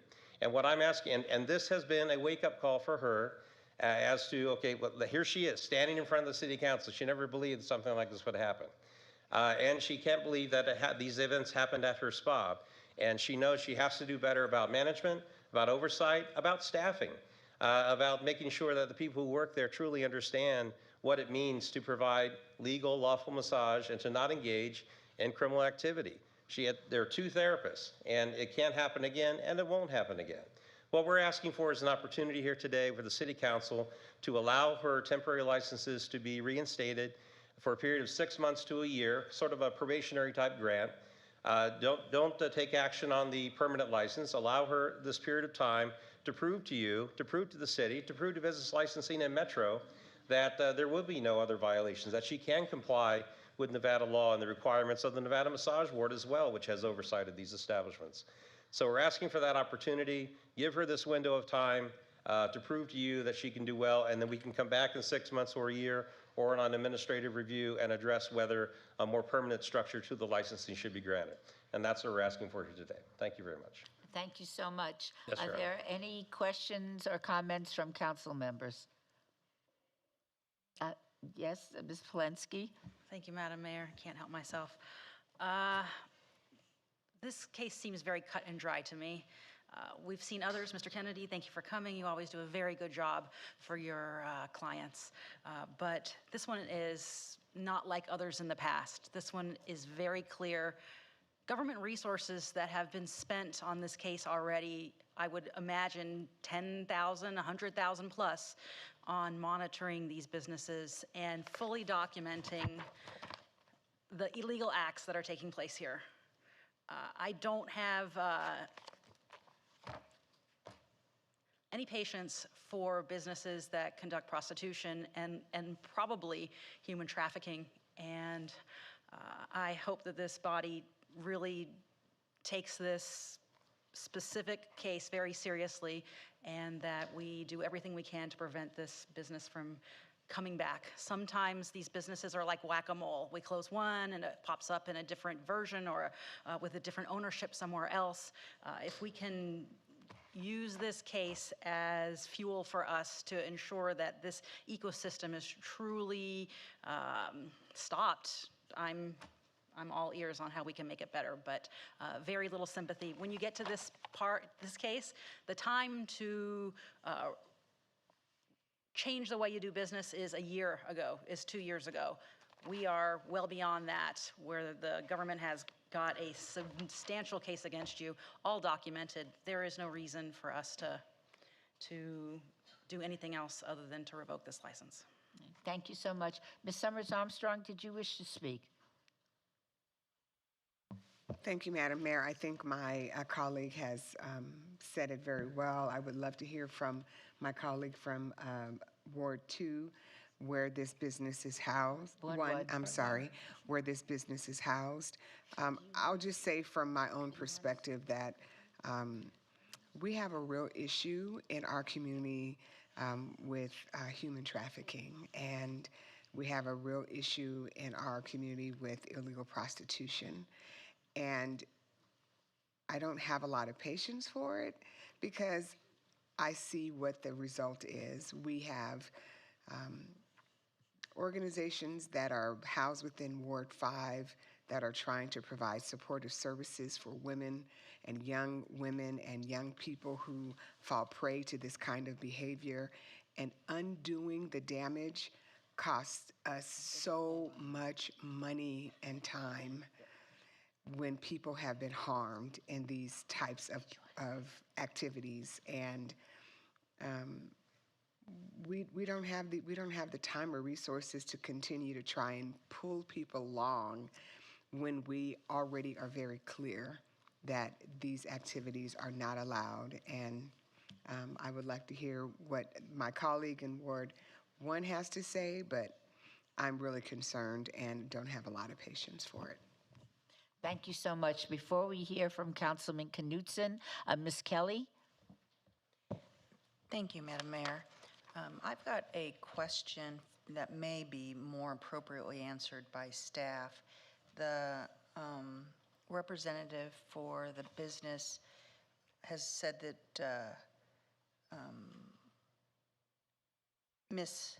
Twang, is that correct? Twang is a minority investor, but I thought I read that she owned 100% of the documents, or 100% of the business in our. She's a minority investor. I meant as her status as an Asian American Okay, that minority one I owner. missed. Okay, Yeah. I thought she was a minority holder in the business. Okay. I would like to address the comments of, sir, of your comments as someone who spent a good portion of my early career representing the business community. I took this very, very seriously. And your point about, I disagree with your point about her deserving to have a chance because she had that chance. She had it with the pre-inspection in March 18th before the license was issued, when there were pillows and blankets in a break room and a hallway door with an interior lock. She had that option a week later for a re-inspection, and the pillows and the blankets were still present. Beginning of April, her temporary business license was issued with the following conditions about the use of video monitoring devices, about massage rooms being fitted with locks and not covering or blocking or otherwise disruption to the facility. And then the 17th, she was found in violation due to a key employee or owner not being on the premises. And then on the 25th of June, the vice operation was conducted while she was present there. I could go on and on, but the point, and I agree certainly with my colleagues on the tragedy of human trafficking, but I would be, I am aghast at how many options she was given and the continuing failure to live up during a time where she could have proved herself to be adept at managing the business. And I think it would be a mistake for the city to extend that opportunity again. Thank you. Thank you, Ms. Kelly. Mr. Knudsen. Thank you, Madam Mayor, and I appreciate the comments up here, and I appreciate the presentations at the dais. Just for some, I guess, colorful background, I have probably a whole bunch of massage establishments in Ward 1, like maybe the most. It's not something that I'm most proud of, but it is probably true. And I meet with every single person that comes in for a license. They sit in my office, and because of the challenges we have in our community, I do ask them if they are going to engage in any illegal activity.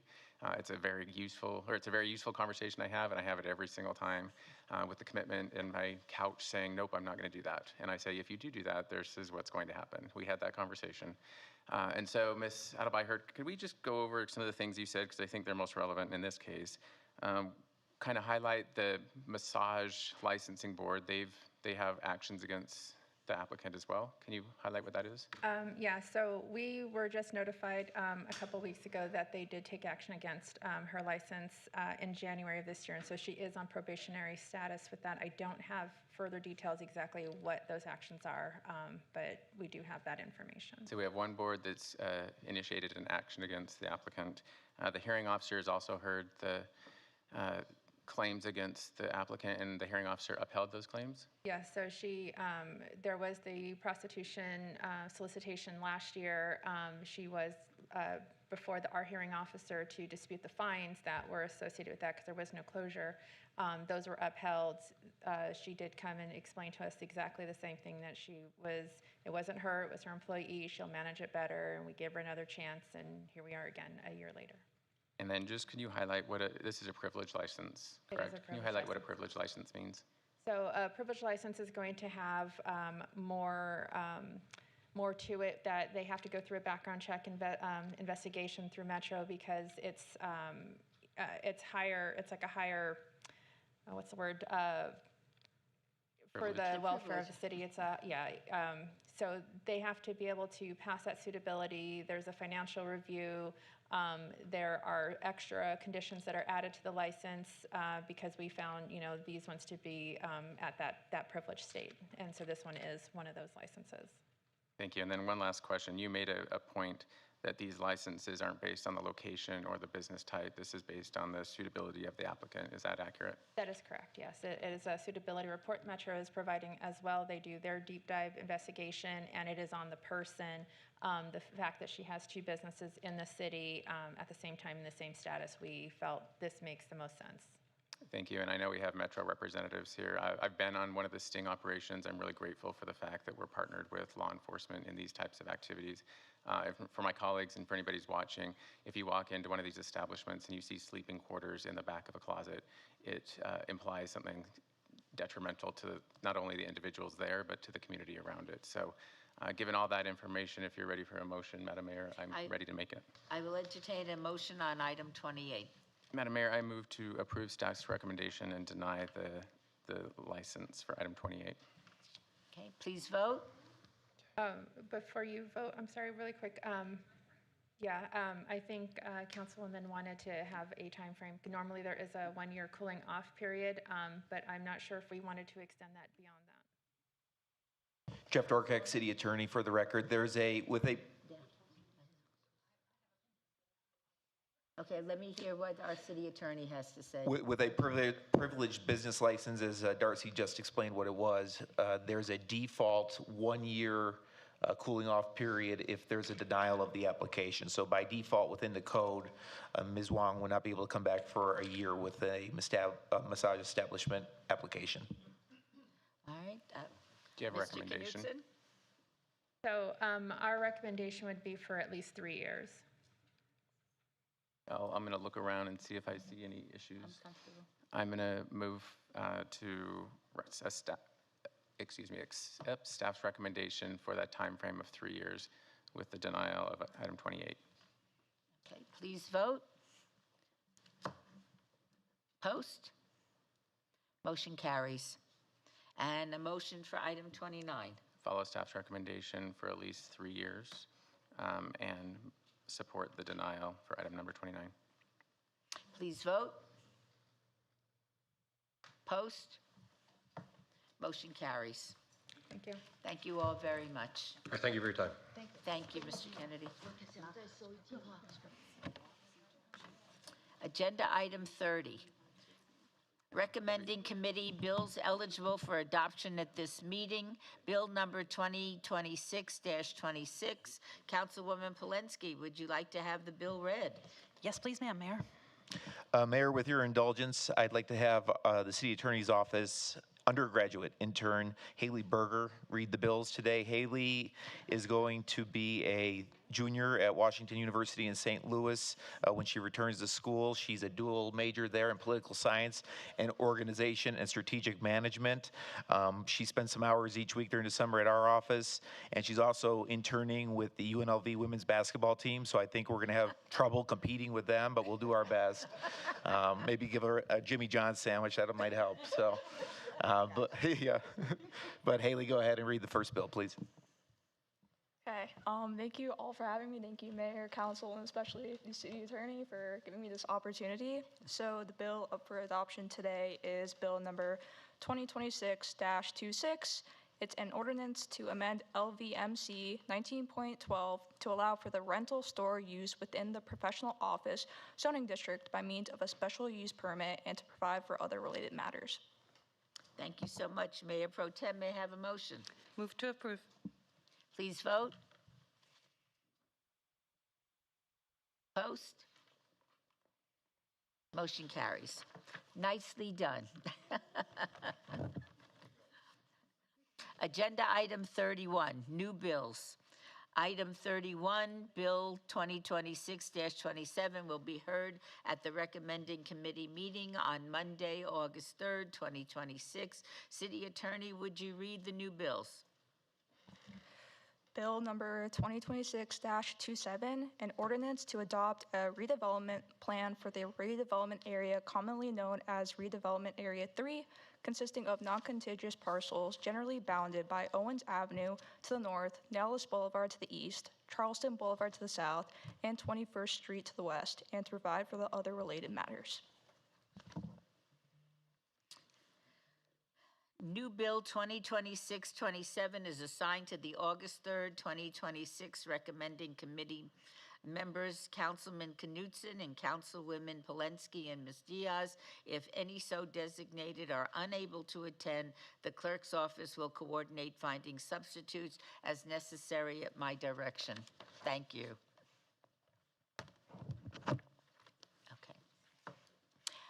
Items 32 through 32C are on the consent agenda, are considered to be routine, and are recommended for approval by the Department of Community Development. But I understand Councilman Knudsen would like to pull it for discussion.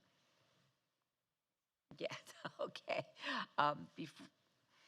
Item 32, 26-0249 on the following land use entitlement project request on 1.57 acres on the north side of Alta Drive, approximately 280 feet west of Decatur Boulevard, C2 General Commercial Zone. 32A, 26-0249-EOT1, second extension of time, variance 21-0772-VAR1 to allow 13 parking spaces where 19 are required. 32B, 26-0249-EOT2, second extension of time, special use permit 21-0772-SUP1 for a proposed mini storage facility, a use with a waiver to allow a stucco facade where a decorative block is required adjacent to a residential use. And 32C, 26-0249-EOT3, second extension of time, site development plan review 21-0772-SDR1 for a proposed 685-unit, 101,311 square feet mini storage facility. The applicant is Roser Development Company, LLC, and the owner is Alta Decatur Storage, LLC. Staff recommends approval of the entire land use entitlement project. These are in Ward 1. Is the applicant present? Yes. Hi, good morning, Mayor, Mayor Pro Tem, and Council. My name is Andrea Carroll, 1980 Festival Plaza Drive. I'm an architect here on behalf of the applicant. Would you care to tell us about the project? Yes. It is a 3-story mini storage near the intersection of Decatur and Alta. I spoke with Councilman Knudsen on Monday, and I think we have a few things to talk about. But it is its second extension of time. It was originally entitled with another owner, and then it was sold. And now this owner's applying for his second extension. So I'm here to answer any questions. Thank you so much. May I have a staff report, please? Yes, Madam Mayor. Peter Lowenstein for the record. Commercial zoning and land use in the vicinity of the site have remained stable since the original approval, and the adjacent mixed use and commercial properties have been built out. The project, as approved, remains appropriate for the site, and staff therefore recommends approval of the request. Thank you. Thank you so much. Are there any additional conditions? Through you, Madam Mayor, once the councilman addresses the application, I may have some amendments to make. Thank you. All right, in that case, Mr. Knudsen. And then we'll ask for comment from, but I think we want to hear what you have to say. Thank you, Madam Mayor. And we had this conversation on Monday, so I'm just going to highlight the most important parts. So this part of the parcel, which is that larger old Fletcher Jones parcel, was part of the agreement that allowed for Nevada Hand and George Kakakis to build out the multifamily and senior income or senior lower income properties on that site. They're highly successful. Part of our negotiations in those projects was allowing for a self-storage site to go on that property, which was in question right now. I never thought it was a great idea to put a self-storage site there, but it allowed for 460 affordable units to go in, and I think is a betterment for the community. That being said, because the property has been sold, and while this is 2 years for the current owner, this is now 7 years for me. And so I suggest that we do 1 year extension of time with the condition that if there are no activity with the city at all in 1 year, that this would be the last extension of time.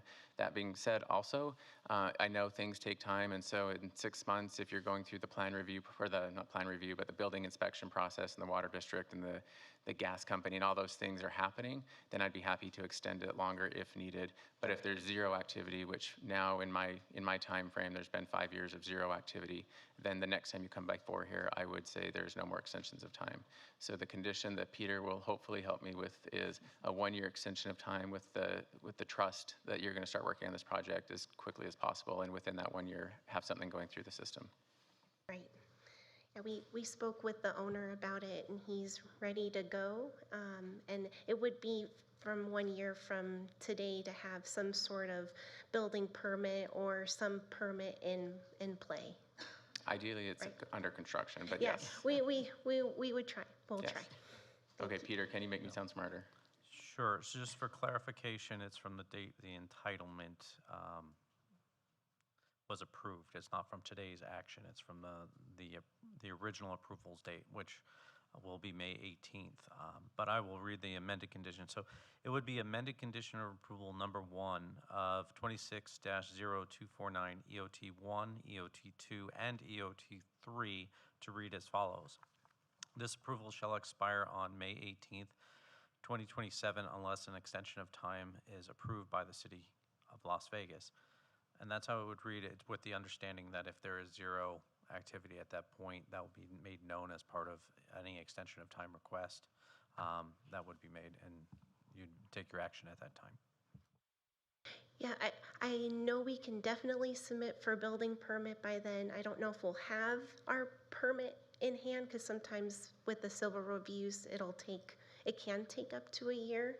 But as long as you're okay with us getting at least the building permit submitted, we're okay with that.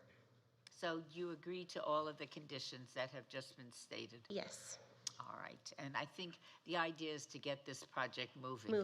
Yeah. Okay. Cool. All right, are there any questions or comments from council members? Seeing none, is there a motion, Councilman Knutson? Madam Mayor, with the condition read into the record and agreed upon, I would move to approve items 32A, B, and C. Please vote. Post. Motion carries. Great. Thank you all so much. Thank Best you, of luck. Councilman. Best Thank of you. luck. Items number 33 through 37 appear on the one motion, one vote agenda and may be considered in one motion, one vote, as they are routine items with no condition changes. Any person representing an application or a member of the public or a member of the council not in agreement with the conditions and all standard conditions for the applications recommended by staff should request to have that item removed from this portion of the agenda. Item 33, 26-0116-SDR1, applicant owners Zilberberg Towers 1 LLC on a land use entitlement project request for a proposed 7-story, 71-unit mixed-use development with 1,800 square feet of commercial space with waivers of Title 19.09 Form-Based Code Development Standards on 0.36 acres at 1801 Fremont Street, T4-C, T4 Corridor Zone, Ward 3, Ms. Diaz. Agenda item 34, 26-0226-VAC1. Applicant owner, GSI Oso Blanca Las Vegas Owner LLC on a land use entitlement project request for a petition to vacate a portion of the right-of-way, Doe Brook Trail, generally located on the west side of Oso Blanca Road, approximately 1,106 feet south of Elkhorn Road, Ward 4, Ms. Allen Polensky.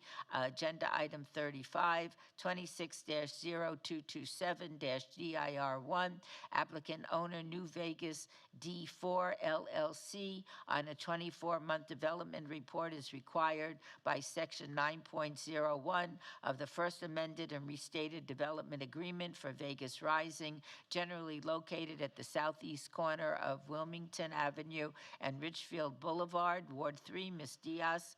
Agenda item 36, 26-0263-RQR1, applicant Jones Media LLC owner, Jonathan Park LLC on a land use entitlement project request for a required review of an approved special use permit, SUP -4811 for an existing 40-foot tall, 12-foot by 24-foot off-premise sign at 3319 Mead Avenue, M Industrial Zone, Ward 1, Mr. Knutson. Agenda item 37, 26-0265-RQR1, applicant Jones Media LLC, owner Jonathan Park LLC on a land use entitlement project request of an approved special use permit, SUP-4812 for an existing 40-foot tall, 12-foot by 24 4-foot off-premise sign at 3542 at Cirrus Avenue, M Industrial Zone, Ward 1, Mr. Knutson. The Planning Commission recommends approval of items 33 and 34, and the staff recommends approval of all items. Item 33, 34, 36, and 37 are public hearings that I now declare open. Is there anyone wishing to be heard on items 33, 34, 36, or 37? Hearing and seeing none, I will now close the public hearing. Mayor Pro Tem, may I have a motion for the one motion, one vote, items 33 through 37? Move to approve. Please vote. Post. Motion carries.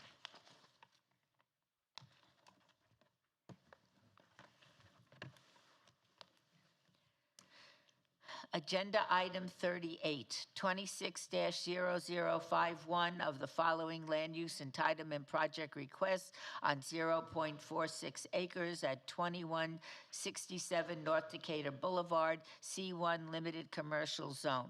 38A, 26-0051-VAR1 to allow a proposed commercial development that does not conform to Title 19 development standards for on-site minimum parking requirements.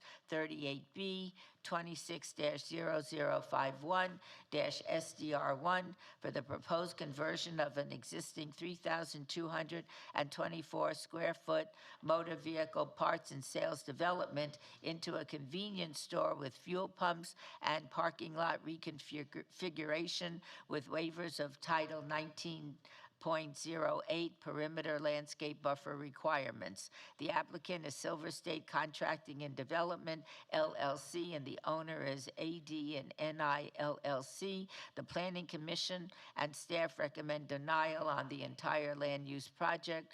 These are in Ward 5, Ms. Summers Armstrong, and these are public hearings, which I now declare open. Is the applicant present? Yes. Would you like to first tell us your name, and then would you like to tell us about your project? Yes, we'll do. Good morning, Mayor Berkeley and council. My name is Tony Gillerson with Silver State Contracting. As you can see, we're proposed to renovate a current, it's a abandoned auto mechanic shop into a convenience store. The convenience store will have a ice cream bar in it, and also we're looking to include 4 fuel pumps, and then also looking to add 2 EV chargers, stations for cars. I'm sorry. No, is that your entire presentation? Yes. All righty. May I have a staff report, please? Yes, thank you, Mayor. Seth Floyd for the record. Staff finds that the lack of sufficient on-site parking may lead to on-site vehicular circulation conflicts, and the lack of landscape materials will only contribute to the heat island effect, which is in direct conflict with the 2050 master plan, and therefore staff is recommending denial of both the variance and the site development review. Thank you. Thank you so much. Is there anyone else wishing to be heard on these items? Seeing no one, I will close the public hearing. Are there any questions or comments from the council? Ms. Summers Armstrong? Thank you, Madam Mayor, and thank you so much, sir, for coming down today. This is a tough one for me, as you well know. We are doing our best to get infill, and my understanding from staff is that this was a county, in the county previously, and they had different rules for a use under their terms, and now we at the city have these rules where we're trying to address heat island and circulation and just be thoughtful. But then I have to weigh this against leaving this an empty space.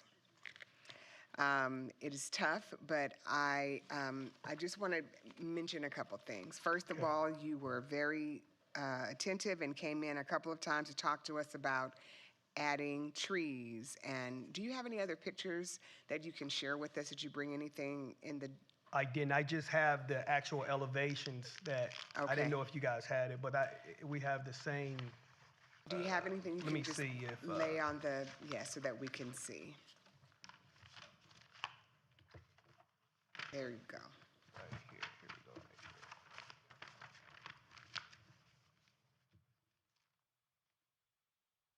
Slide it over just a little bit to your, yep, there you go. There you go, right there. Okay. All right, so just give us a little quick walkthrough so that we have a better idea of what you have addressed and the concerns, please. Okay. All right. So what we did is we added these plant islands here with trees, and wherever we could, we added around the perimeter.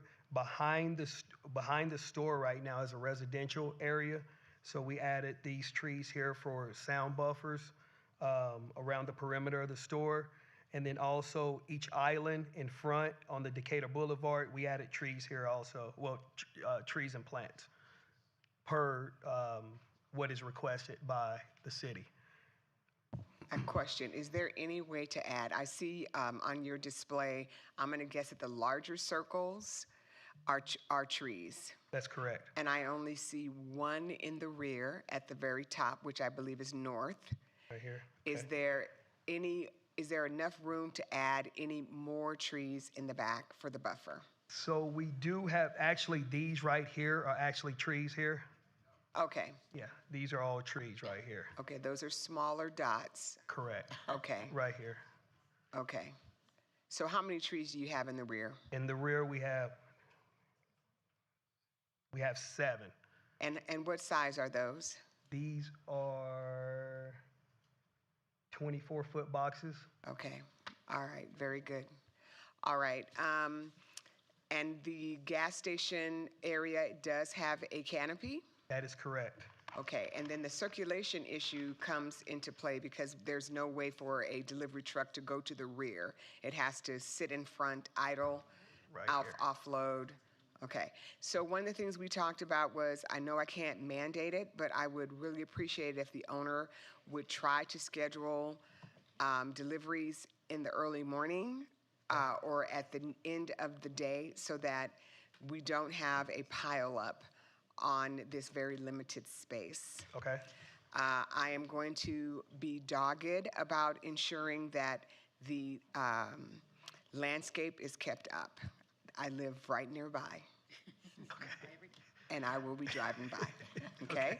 And so please let your owner know that he is going to be well attended and watched. And I got code enforcement on speed dial, so don't play. Okay.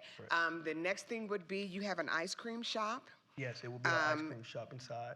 Please have your owner begin to get engaged in the community. We have youth development and social initiatives.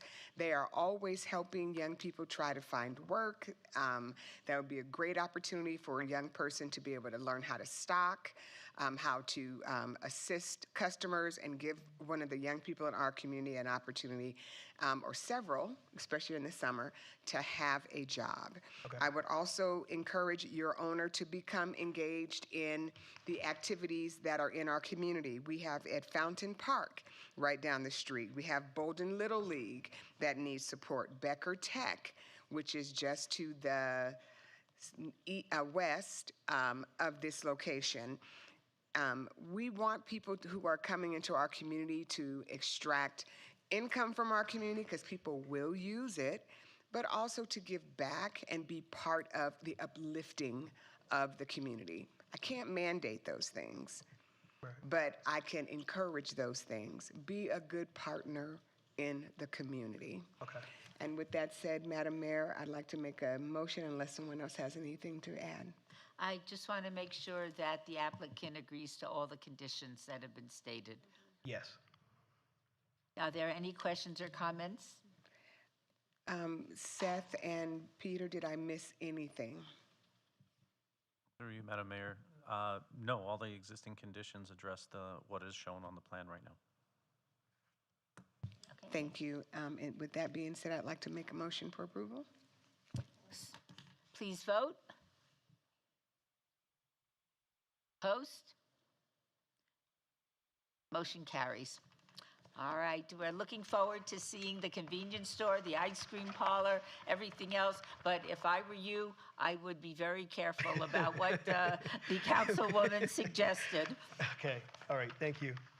You're very welcome. And I just want to add something too, just to add with you, as a general contractor, that is something that I wanted to reach out to the community too, as we're doing construction, to get different programs involved as we're in the process. All right, thank you. You're very welcome. Agenda item 39, 26-0165 on the following land use entitlement project request on 0.45 acres at 1712 Santa Paula Drive, 39A, 26-0165-VAR1 to allow a 16-foot rear yard setback where 20 feet is required for an existing building, 39B, 26-0165-ZON1 from PR Professional Office and Parking to R4 High Density Residential. The applicant owner is Santa Gold Realty, LLC. The Planning Commission recommends approval on the entire land use entitlement project. Staff recommends denial on the entire land use entitlement project. These are in Ward 3. Ms. Diaz, they are public hearings, which I now declare open. Is the applicant present? Yes. Would you state good your name and tell good us morning. about your project? Excuse me. Good morning, everybody. My name is Amy Pan. I'm the primary managing member of this project. I'm the owner also. So this to give a little historical information of this land. It was combined from two parcels when I purchased it. The 1708 Santa Paula was a residential, zoned residential when I purchased. So when we combine both parcels into one parcel, now it become PR, professional office. However, since my last renter moved out last year, so this property has been vacant since last year, October. The problem with that area is it's a little bit rough area, and we have lots of things. If you can check the system, we have lots of opening citations on that property. I've been sending lots of people there to clean, just try to keep people off the property. However, the foot traffic is just never stop. And the only by observation, because the next door, the next property, once we have tenants living there, the foot traffic stopped. So the only solution to this problem is to have somebody move in ASAP. So that's why we're planning to rezone this property into residential, since I was not able to get a tenant in there as a PR usage. So that's why I'm here to propose this project to be able to rezone to residential, back to residential community, and then have tenants move in ASAP. Thank you so much. May I have a staff report, please?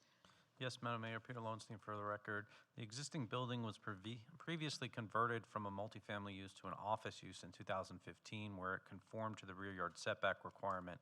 Staff does not now support creation of a non-conforming setback, and there is no physical characteristic of the lot that warrants approval of the variance. Therefore, staff has recommended denial of the variance and the rezoning. It should be noted that if approved, pursuant to the code, a site development plan review would be required for the conversion of the existing commercial building to a multifamily residential use in the future.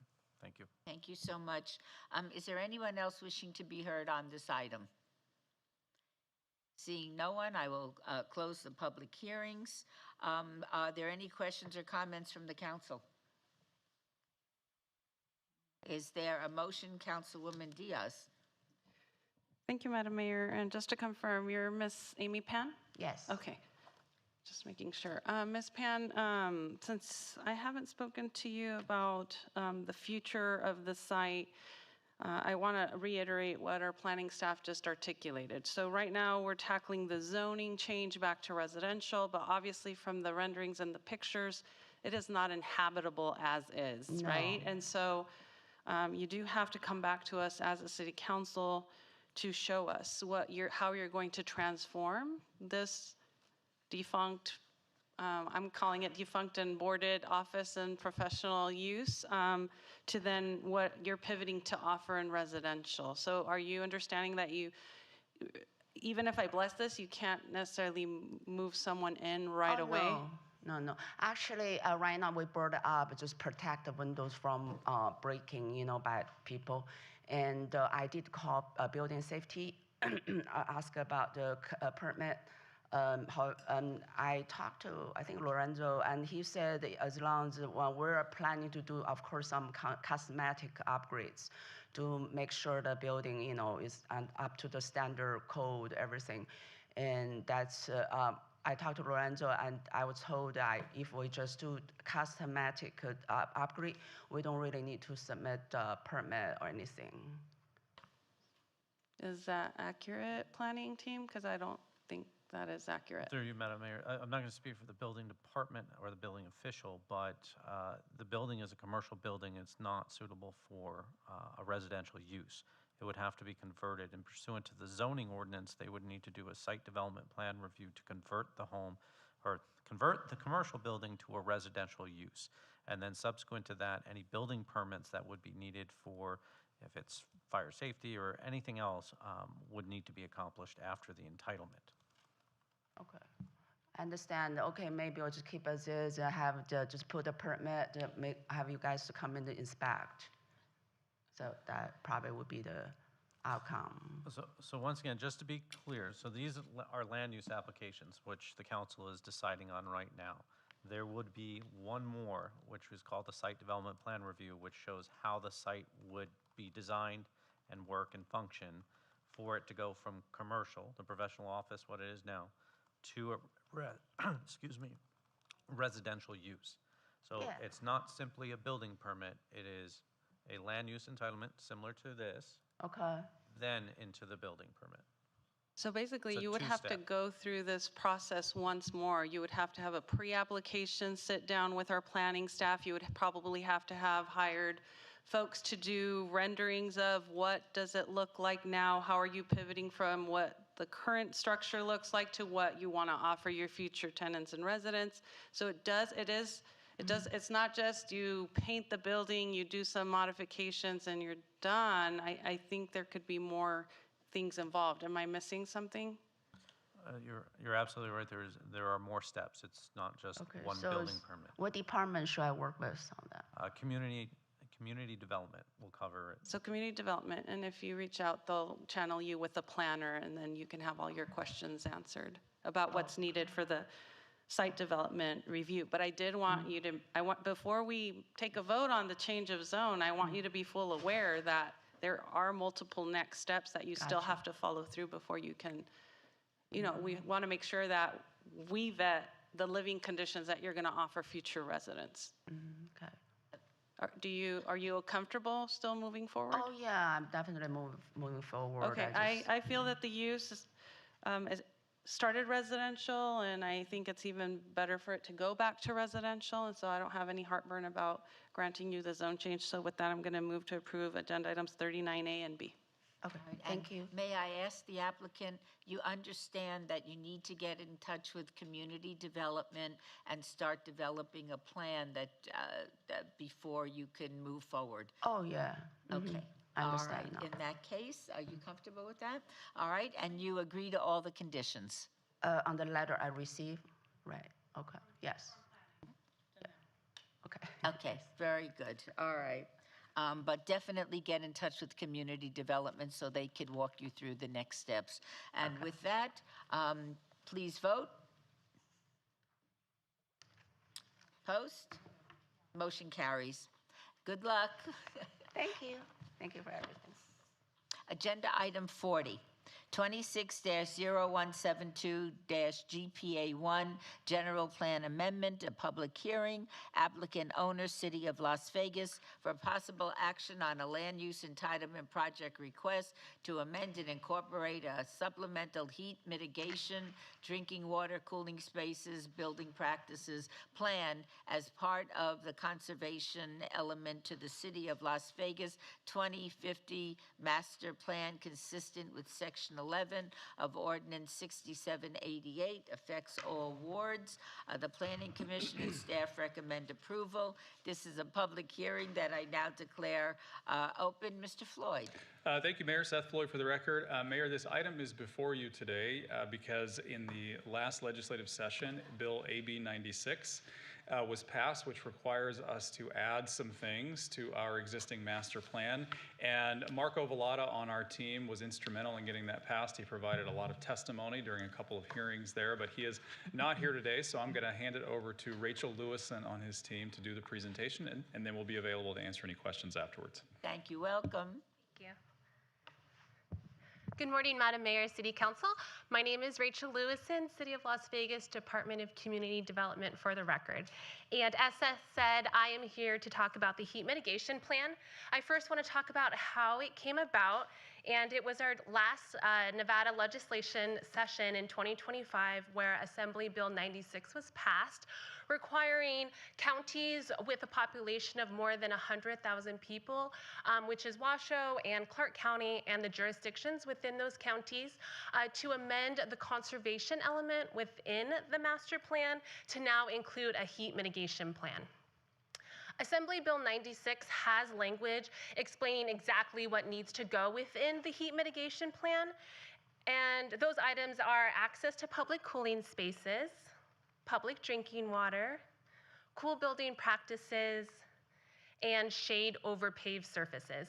Now, the City of Las Vegas, we have been addressing heat mitigation here, and it's been documented within our master plan. We have a section within the master plan that talks about our hazards, one of those hazards being extreme heat.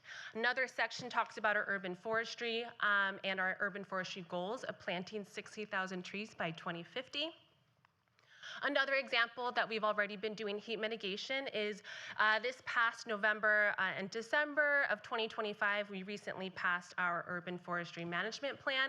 This is a framework, a big book that tells us exactly what we need to do to ensure we maintain our tree canopy, as well as what we exactly need to do to ensure we hit our tree planting goals. And so we're here today to approve amending our master plan to include a heat mitigation plan. I next want to talk about our urban heat island and what that is exactly. Heat and extreme temperatures is a jurisdictional problem. It affects everyone here in Southern Nevada.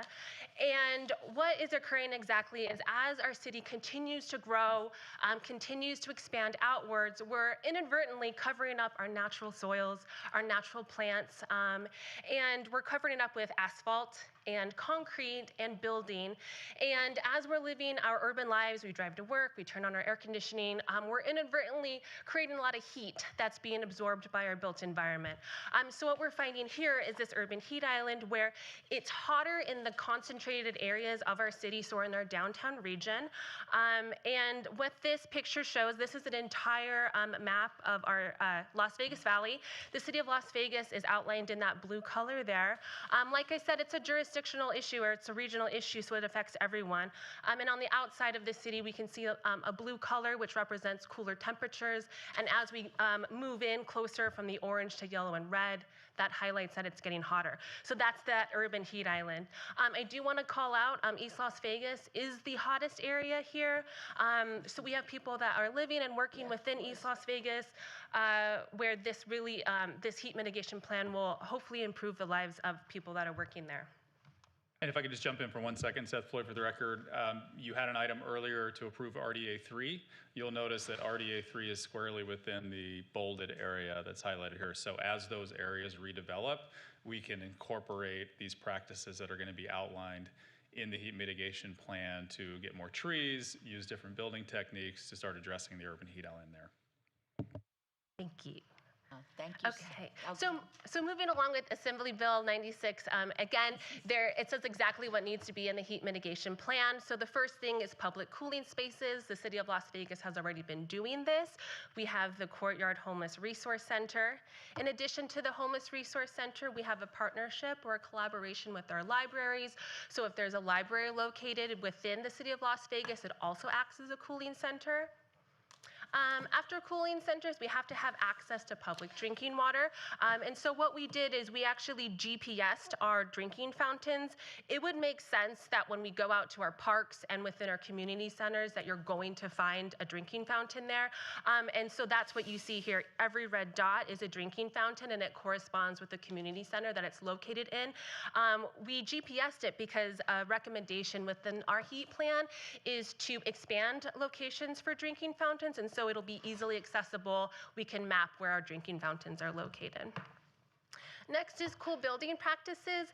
It's important to think about as we grow and as we expand that we're not adding to the urban heat island and that we're doing what we can to help mitigate that. So that includes, a great example is solar panels on top of our roofs. So instead of the sun beating down on our roofs and heating up our buildings, we have solar panels that provide shade, also produce renewable energy in the process. Other examples, the color of our buildings.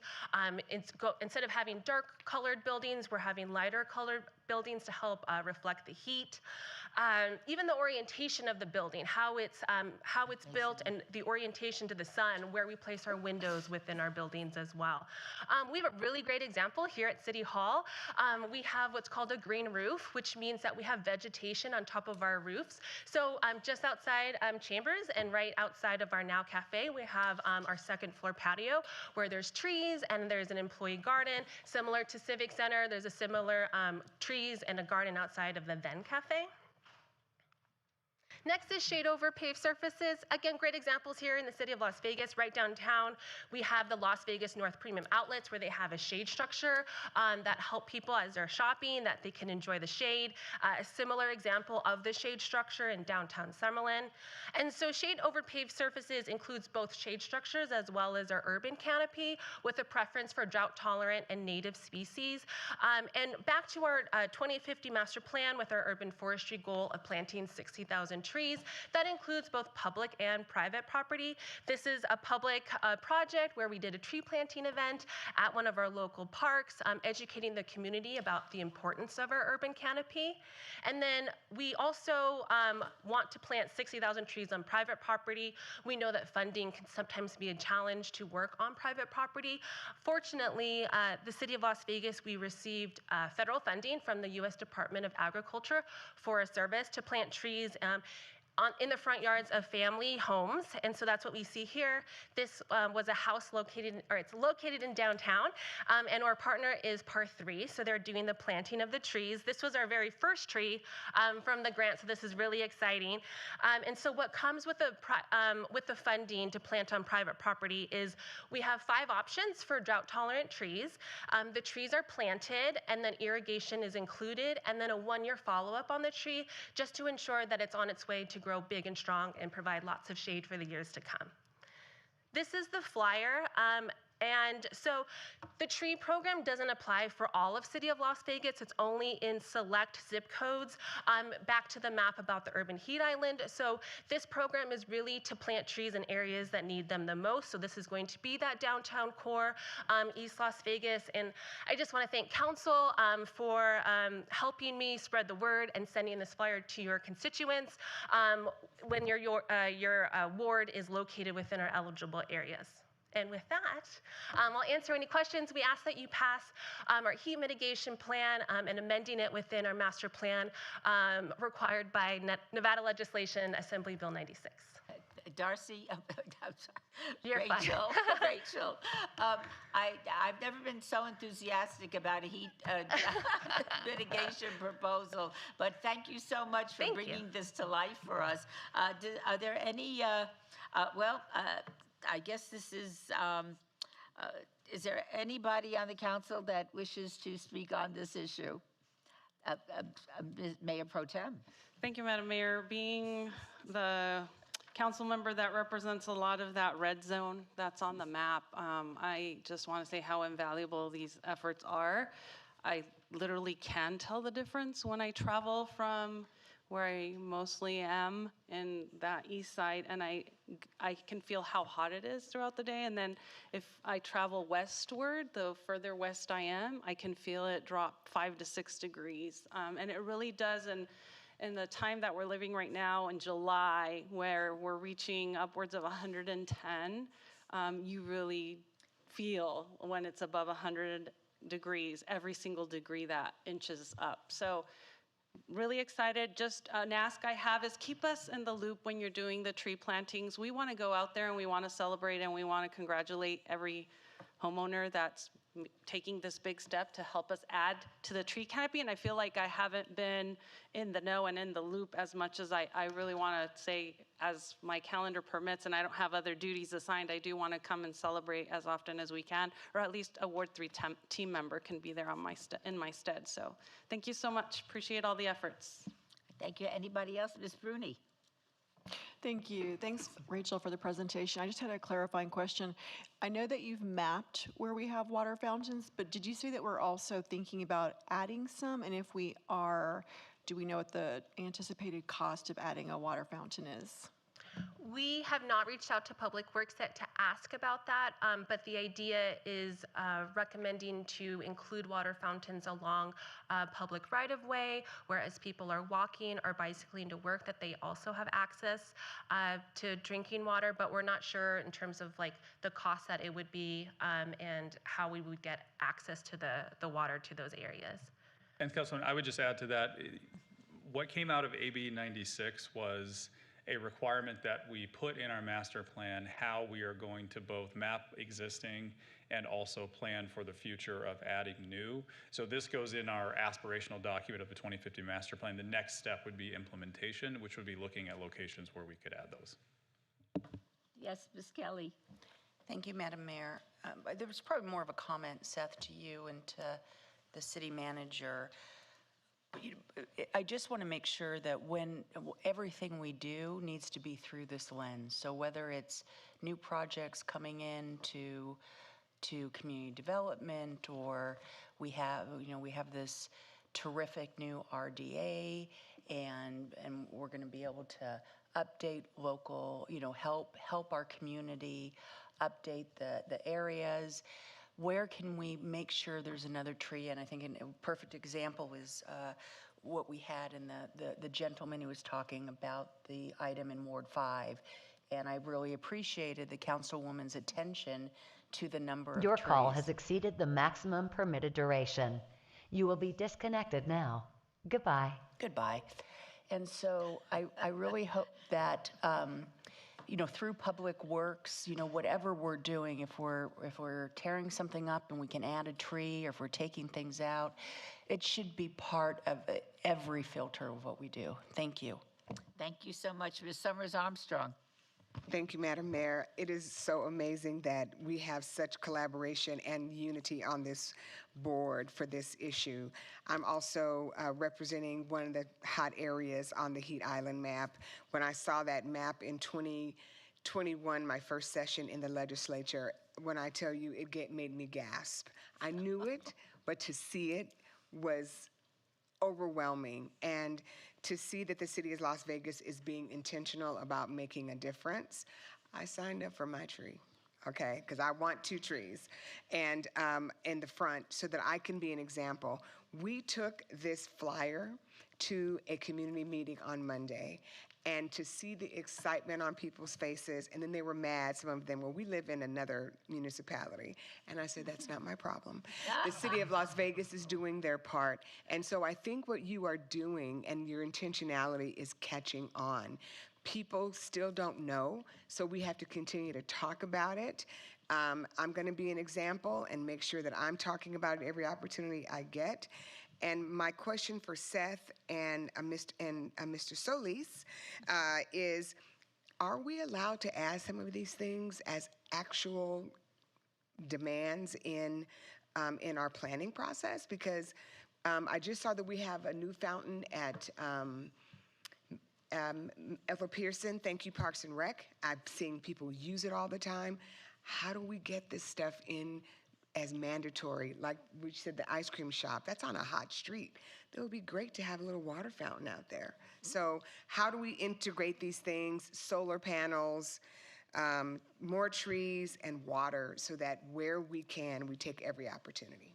Yeah, thanks, Councilwoman Seth Floyd, for the record. And yes, thank you for mentioning Fred. I forgot to introduce Fred, who's been standing up here the whole time. Fred Solis is our planning manager. He does a lot of work on planning commission. So when these items come up, he shepherds them through that process. So this is step one. And actually, you already took a step. Rachel had a slide up here about the urban forestry management plan, which we actually adopted back at the end of last year.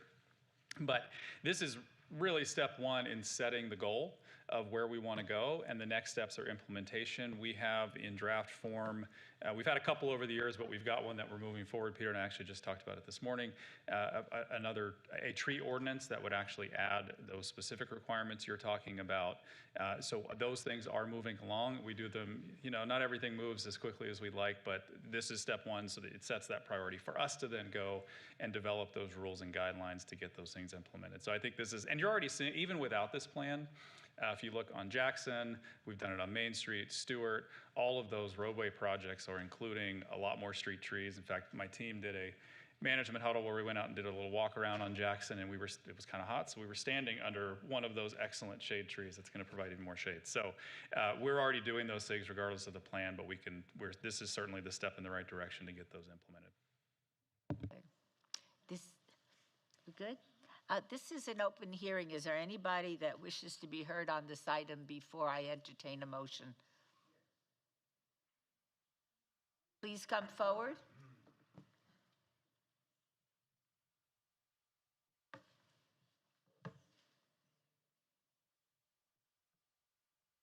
My name is Eric Melchizedek Christ Nimrod. This heat mitigation situation is fantastic. It must be understood that trees ought to be planted around bus stops also, and it should be understood that a bus is a cooling system. It's air conditioned. It's a moving air conditioning vehicle for the people. Some are parked, especially in BTC, at the BTC, and they're running. And they won't let anybody get on them into the cool to get out of the heat. So it must be understood that part of this heat mitigation situation should be that those buses, they'll be running and nobody's allowed on them. So that should be thought of in this heat mitigation thing.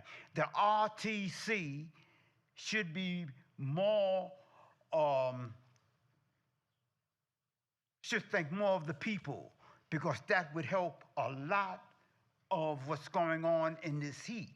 Because I'm one who's suffering from this 3-degree heat due to the low service by the RTC. Thank you very much. Anyone else? Then I will close the public hearing.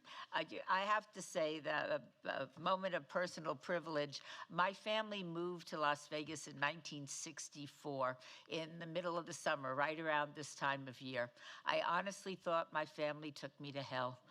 And now I'm mayor of hell. And so I'm just so proud to be mayor of a city that understands the importance of this and is not only working on heat mitigation, but we're beautifying the city as we go along. So thank you so much for your extraordinary efforts on all of our behalfs. We appreciate it, we recognize it, and it's making a huge difference. And with that, I will entertain a motion. Mayor Pro Tem. I move to approve, Madam Mayor. Please vote. Opposed? Motion carries. Thank you so much. Agenda item 42. 26-0206-EOT1, extension of time, special use permit, SUP-78660.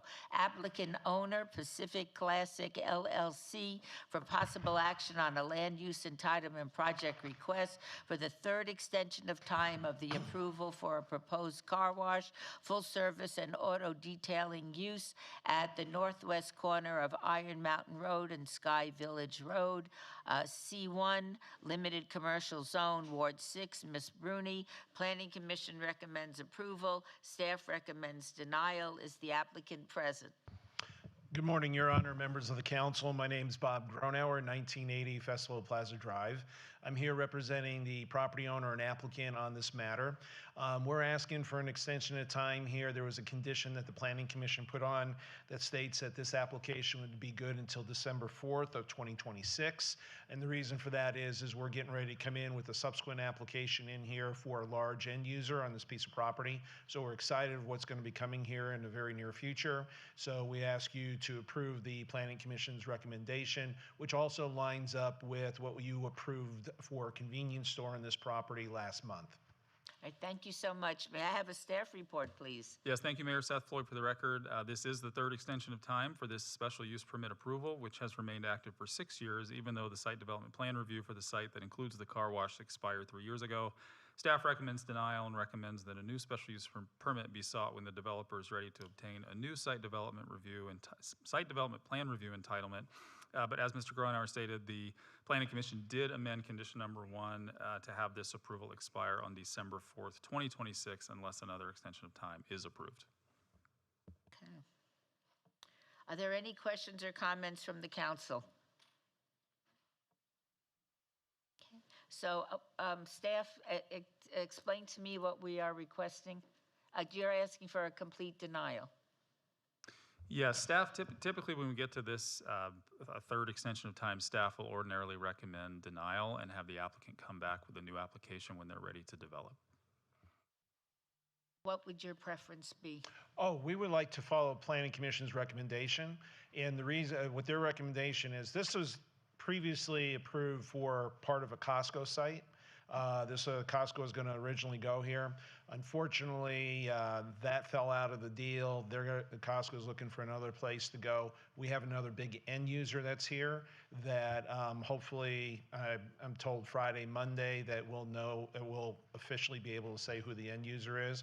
We've been working very closely with the councilwoman in this area, Councilwoman Bruni. Mm-hmm. So the way we look at this, there's no harm here by approving this application, because what we're telling you is if we don't have this end user in and submit our application before December 4th, that application's gone. We're not coming back here, and you're not going to see us for the convenience store or the car wash. So we just need this in here so we can finalize the deal with our end user, and then you'll like the end user that's going to be coming in here if this all comes to fruition. And if not, you're not going to see us here in December asking for an extension of time. Thank you so much. Councilwoman Bruni? Thank you, Mayor. I'd like to make a motion to approve item number 42, 26-0206-EOT1. Please vote on the motion. Opposed? Motion carries. Thank you. Have a good day. Thank you so much.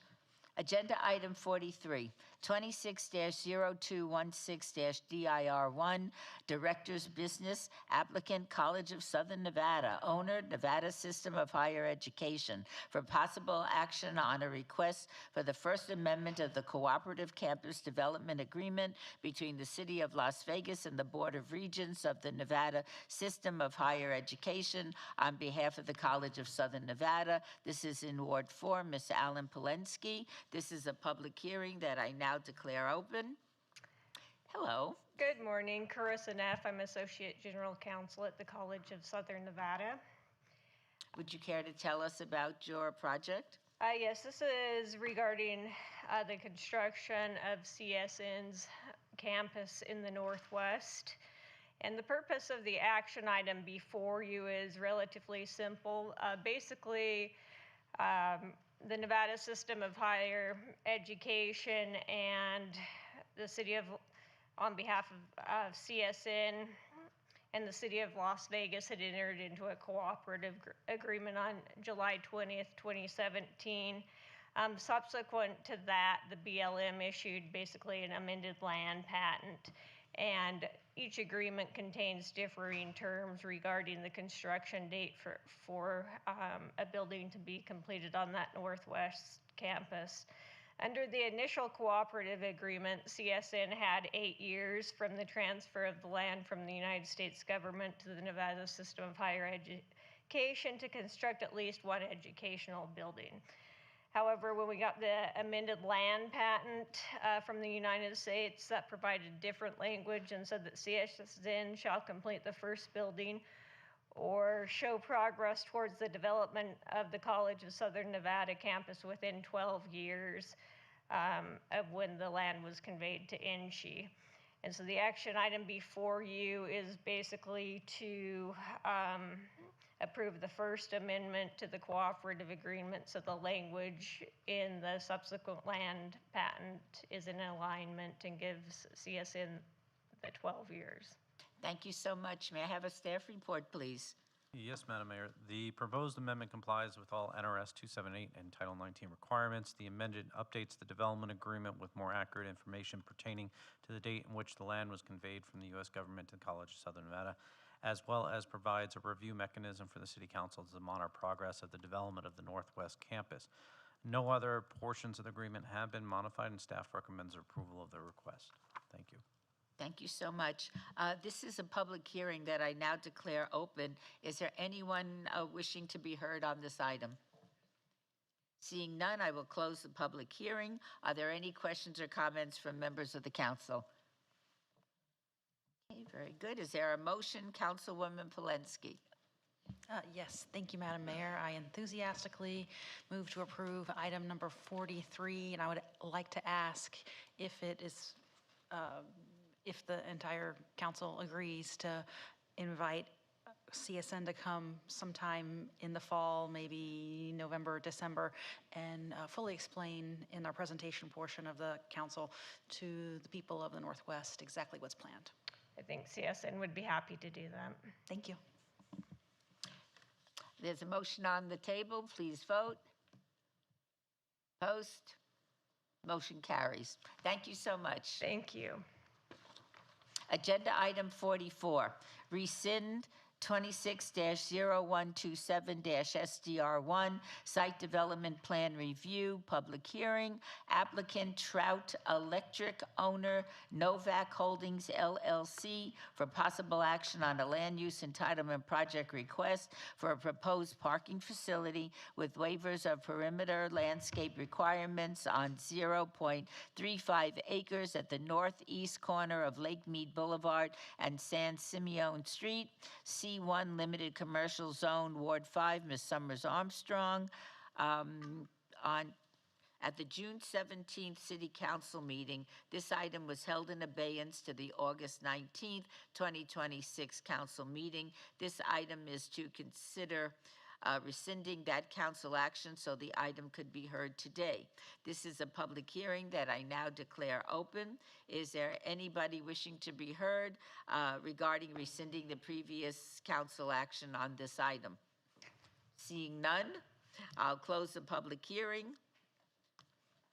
Mayor, Jeff Dorkek, City Attorney for the record. On this item, we would just need any of the council members, because everyone voted unanimously back in July to hold it in or in June to hold it in abeyance. So I would assume Councilwoman Summers Armstrong can make the motion, or would want to make the motion. On this item, let's go ahead and move to rescind the abeyance from August 17th. Was that the date? August 19th. Yeah. August 19th. So we'll move to rescind the abeyance for August 19th and set the hearing for today. And once that motion's made and if it's approved, we can then proceed to item 45. All right, thank you so much. Ms. Summers Armstrong, do I have a motion? Yes, Madam Mayor. I move that we rescind the abeyance to August 19th and allow this item to be heard today. All right, please vote. Opposed? Motion carries. Now we're at agenda for item 45. Reconsider 26-0127-SDR1, abeyance item, site development plan review, applicant Trout Electric, owner Novak Holdings LLC, for possible action on a land use entitlement project request for a proposed parking facility with waivers of the perimeter landscape requirements on 0.35 acres at the northeast corner of Lake Mead Boulevard and San Simeon. C1 Limited Commercial Zone, Ward 5, Ms. Summers Armstrong. Planning Commission recommends approval. Staff recommends denial. This is a public hearing that I now declare open. Is the applicant present? Yes, we are. Pernilla Christensen of Trout Electric. Would you care to tell us about your project? Yes, absolutely. Thank you, Mayor, Mayor Pro Tem, Council, for rescinding the motion and allowing us to be here today. It's greatly appreciated. In 2021, when Clean Cars Nevada was adopted, there were 17,000 EVs on the road. Nevada now ranks third nationally with 65,000 EVs on the road. There is lacking infrastructure. For example, we did a surrounding search of 60 square miles, and we only found 27 DC fast chargers. To put that into comparison, there are 3,300 gas pumps in the same square mile area. We're proposing 16 chargers on a parking facility. Benefits to the communities include building the local community, offering the fastest charging speeds available on the market, and increasing public safety by reducing risks for battery efficiency loss caused by the heat locally. We will also be eliminating an empty lot, which we just heard the problems that can create. We met with the Planning Commission and were asked to put in a north buffer. We've done that. We have added landscaping to that buffer. We have also added canopies. This project will be done in 2 phases. We are proposing to add the 16 chargers across 2 phases. With that, I will ask if there are any questions. Thank you so much. May I have a staff report, please? Yes, Madam Mayor. The parking facility is proposed on a vacant property zone, limited commercial. The site is directly adjacent to single-family residential subdivision to the north and a shopping center development to the east. Vehicle charging operation is intended to serve general public 24 hours per day, 7 days per week. And the facility is proposing, as mentioned, 16 electric vehicle charging posts, specifically serving Tesla vehicles and 4 Tesla power cabinets. Although it will be screened from view, the location of the proposed mechanical equipment near residential property is a concern. Pad mounted transformers and proposed Tesla power cabinets are typically low noise generators under normal operation and generally meet the noise requirements of Title 19. However, this equipment should be sited away from residential property to minimize nuisance. In addition, the proposed development requires waivers of perimeter landscape buffer requirements and exceptions of parking lot landscaping and trash enclosure location, which staff does not support and therefore recommends denial of the request. And at the time of the motion, if the councilwoman has any additional requests, I'll take care of those at that time. Thank you. Okay, thank you so much. This is a public hearing. Is there anybody wishing to be heard on this item? I'll close the public hearing. Does the applicant, well, let me hear first from, are there any questions or comments from members of the council? I'd like to hear from Ms. Summers Armstrong. Thank you, Madam Mayor. Can you please lay out your plan so that my colleagues can see what you have in mind?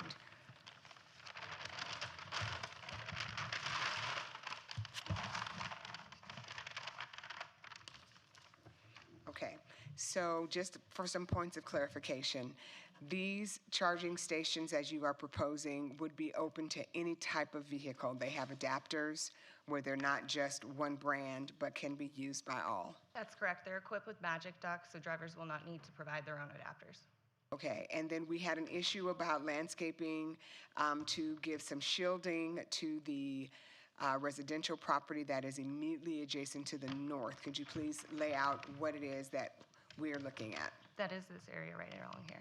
Talk to us about what you're planning. We have added 4 of the Paleo Verde, and then for every 4 of those, we've added shrubs. So there's 1 for 4 to keep the ratio. There's a total of 19 24-inch trees on the property total, and there are, I believe, there's 28 of the Dazelarian wheelery, 48 of the Euphorbia terucali, and we added some cacti, just as optional.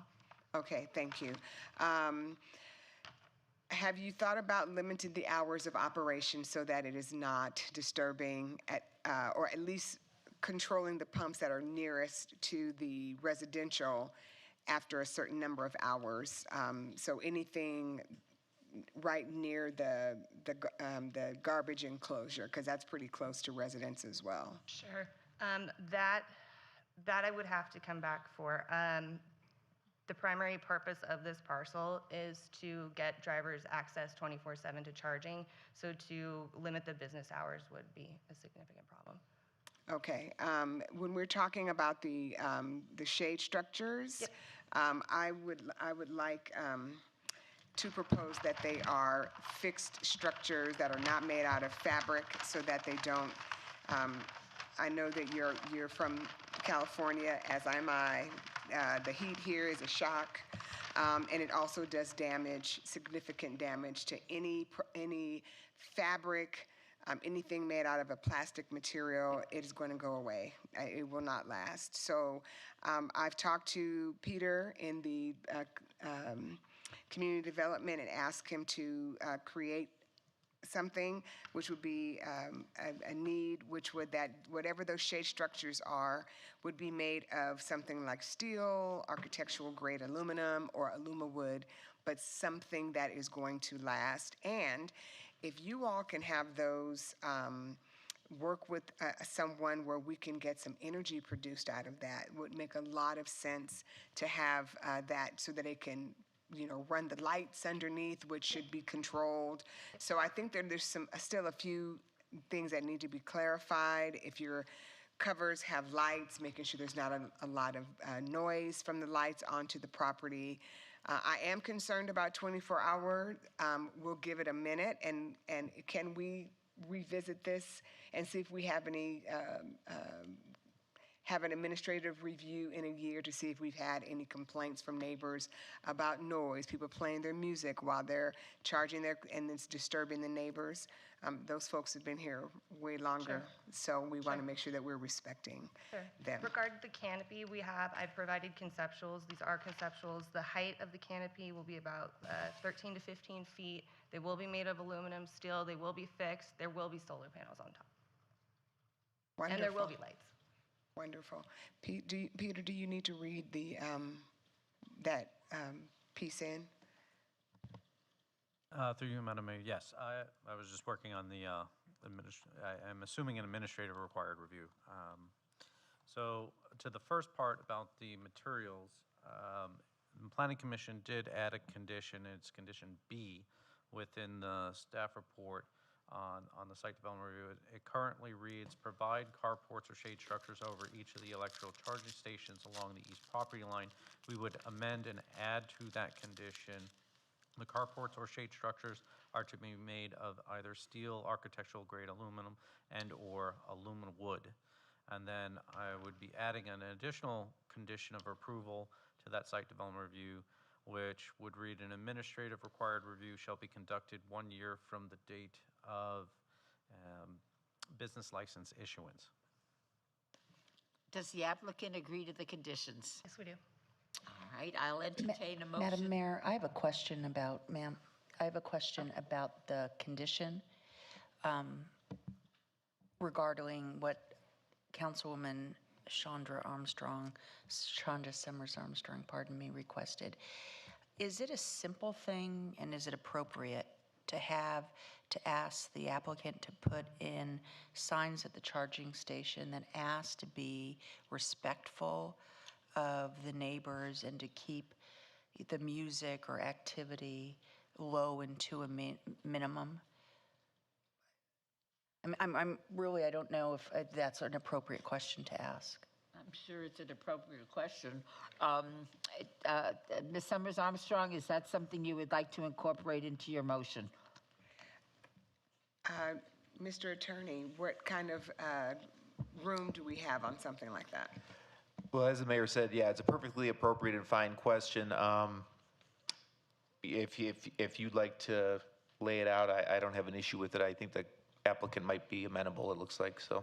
I'll defer to the councilwoman. It was just an idea I thought of. Thank you.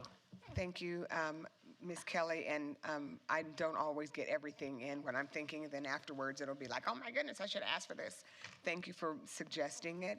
I think it would be appropriate, especially at those stalls that are nearest to the residents. Just ask people, after 9 p.m., between 9 and, 7, please don't play your music, and we'll see. And hopefully that'll mean that when we come back for the review in a year, we won't have anyone complaining.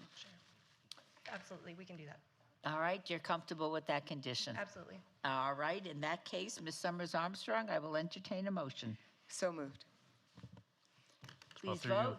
Through you, Madam Mayor, I'm just trying to put that condition in Plannerese. Do you want to, why don't you reiterate So- what is the motion we are voting on? So, well, the motion would be, I think, approval with the amended condition B and added 2 conditions. And the second condition that I don't know if I have worded correctly or not is on-site signage shall be provided requiring general courtesy for the neighboring properties by not playing loud music? Or was it just, should I just cut it off at general courtesy? Noise and disturbances. I'm just trying to think of what we might do for a park. It's just, I'm not trying to overregulate it. What I like about it is it shows that the councilwoman in the city thought about it, and so we're being proactive, and I think that's appropriate.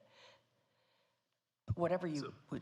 This may be a question for Jeff, but we could reference, if we want it to be something that would be enforceable by code enforcement, for example, we could reference a nuisance, like who has not to create a nuisance or something in that regard, so then it at least triggers back to a section of code. But Jeff, I don't know if that's too specific. Jeff Dorgek, City Attorney, that sounds fine to me. So does Peter's original language. I mean, the intent there is clear. There's going to be some signage saying, don't be loud with various noise types. The way the wording is on your end, just make sure that's covered when they go to look. We can do that. All right. Ms. Summers Armstrong, well, actually, there is a motion on the table. Please vote. All right, should I give it one more read-through so it's clear on the Yeah, record? I think we'd all appreciate it. All right, thank you. So that other added condition, on-site signage shall be provided requiring general courtesy for the neighboring properties by eliminating noise and disturbances. Please vote. Post. Motion carries. Thank you. Thank you so much. We'll see you next year. Agenda item 46, this item was heard earlier in the meeting.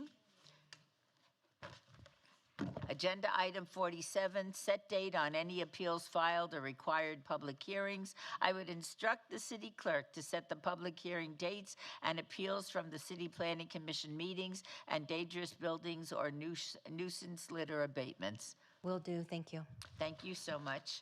And before we continue, I just wanted to acknowledge our legal intern again, Haley Berger. Thank you so much for being a part of our summer here in the city. I think Jeff told me he wanted to offer you a job when you graduate. I'm waiting on the city manager to give me that job. So, apparently, Healy, your entire future depends on the city manager. So, agenda item 48, citizens' participation. Public comment during this portion of the agenda must be limited to matters within the jurisdiction of the City Council. No subject may be acted upon by the City Council unless that subject is on the agenda and is scheduled for action. If you wish to be heard, come to the podium, give your name for the record. The amount of discussion on any single subject, as well as the amount of time any single speaker is allowed, will be limited to 2 minutes. This is your opportunity to address the council, but the council is not able to respond or engage in dialogue. Are there any members of the public who wish to speak under this portion of the agenda? Please state your name for the record. I am Shoshana. I'm a resident, and I'm here again to urge the council to end the invocations, the praying at these government meetings, because this is not a church. The source of your invocations, however, is the Bible, which you support. The Bible invokes rape, incest, slavery, torture, bodily mutilation, mass drownings, the murder of firstborn kids, the killing of men for their foreskins, anti-gay rhetoric, throwing babies against rocks, boiling and eating children, and so on. I also want to get into the irony of this book. Let's not forget the Jewish people wrote the Bible, including all the commandments, which were written for no one else but themselves. Then the Jewish Bible was plagiarized, and a part 2 was created, also known as the New Testament. that depicts a Jewish baby raised by his Jewish mom and his 2 Jewish dads. Yes, your God is 100% Jewish and is described as having white hair, fire in his eyes, floating around in the sky, wearing a robe, and sitting on a throne. And by the way, the Old Testament God is the same as the New Testament. People argue with me all the time. It's the same guy. And then part 2 claims that the Jewish Jesus character dies and is magically raised from the dead like a zombie and is involuntarily converted to a Christian. I don't know if you know this, but you cannot convert a dead Jewish man unless the story is fiction. But at least people knew at the time this started that the enormous profitability there would be in religion. And so they made up an image of Jesus. Nobody knew what he looked like. It was all made up. They made an image of his dead body and took his carcass and hung it up on the wall, made art out of it, made jewelry out of his carcass and various other merchandise, and then got tax-free status with their religious formation. Cha-ching. Brilliant, wasn't it? Again, I urge the council to stop bringing religion into these chambers. Please do your job and not keep using this building as a house of worship, because this is not a church. Thank you. Thank you so much. Is there anyone else that wishes to address the council? Madam Mayor, I just want to make sure we have 2 citizens that have been sitting here quite patiently for the meeting, and we have some speaker cards for them. So I have a Rihanna Apodaca and Jack Trujillo. This would be the time that you want to come up and speak. Welcome, and would you state your name for the record?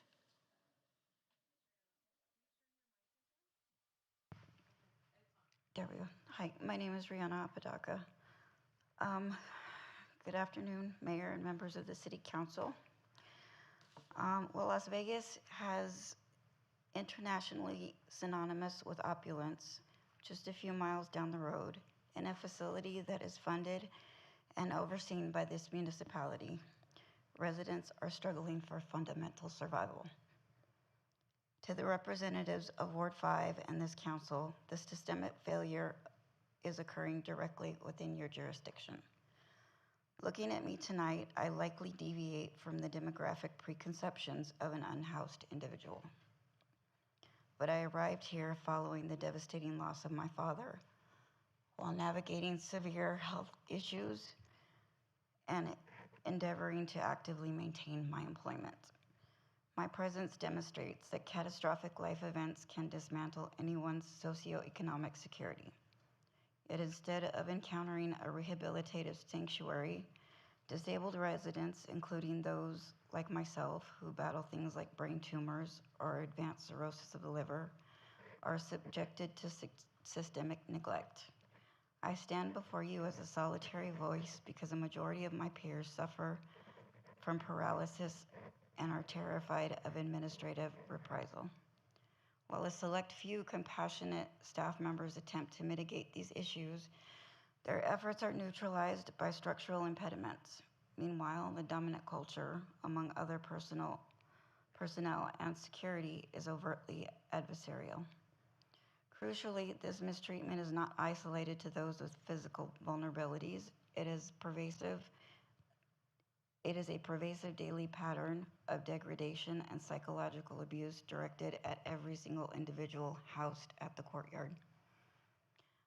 When an advocate for legally mandated ADA accommodations are brought up, we are met with swift retaliation and verbal abuse. The city is failing both its residents and its well-meaning staff. We do not solicit preferential treatment or demand statutory compliance. I simply urge you guys to mandate an immediate independent investigation into the compliance failures and staff misconduct at the courtyard. Please don't let these people slip through the cracks. Thank you so much. Yes, Sabra?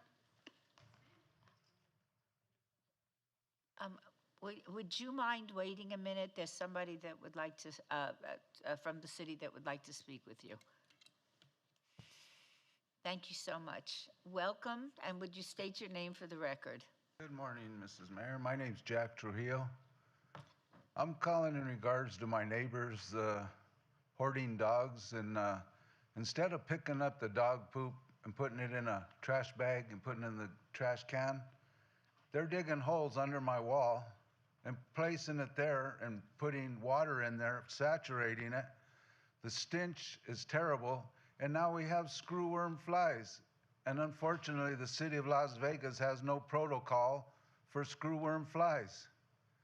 Arizona, Texas, this is a foreign disease coming from Brazil. Well, due to these people doing what they're doing, our area is now infested. And I've called everybody in the city of Las Vegas, and the answer is not my job. Not my job. This is a critical situation. People should not pile dog poop on the sides of the house. It goes in the trash and it goes to the dump. When it collects flies, fleas, ticks, this is a disgrace. And it's terrible that nobody in the city will take care of it. Now, my neighbors are Joey Mullins and Karen Mullins. They're fostering dogs. They don't have the area to have dogs. They have 200 square feet. These dogs have been locked up in the house for over a year. She only brings them out late at night. And then with the poop, they push it in these holes and put it in the, saturate it with water. Now we're infested with all these flies. What's the city gonna do about the flies and all this stench and all this poop? If you were running a business, whether it's fostering dogs, regardless what the business is, there's appropriate ways to dispose of dog feces and other trash. This is not the way. And as a result, I have a petition from many neighbors that want this business to be ceased and stopped because they're not doing anything to. Thank you. Would you mind giving your address so that we can go and investigate it? My address is 3724 Dorrington Drive. The neighbors is 3720 Dorrington Drive. Okay, we will. Zip code 89129. Now, Mrs. Polanski said, I cannot do nothing for 1 year. Well, I think your time is up, but I thank you very much. We'll look into it for sure. Last thing, I also did ask your secretaries for an appointment, and a month went by and I still haven't heard from him, and I called again today. I would still like to have that appointment in person with you personally. Let's see what we could do Thank to you take care of this problem. And thank you for coming down. I appreciate it.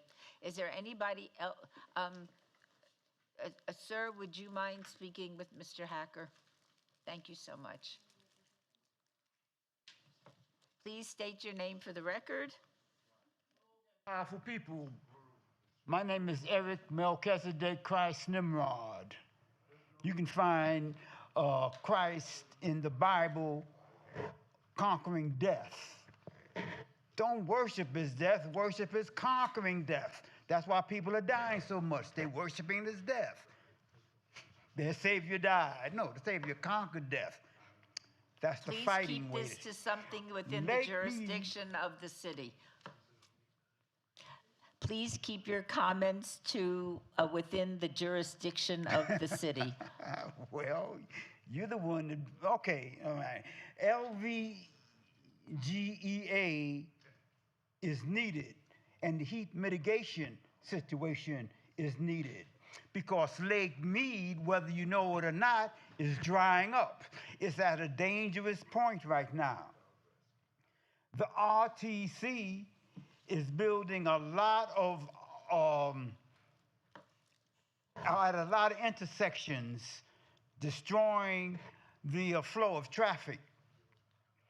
The Maryland Parkway had a sign saying, if you want to know about it, call this number.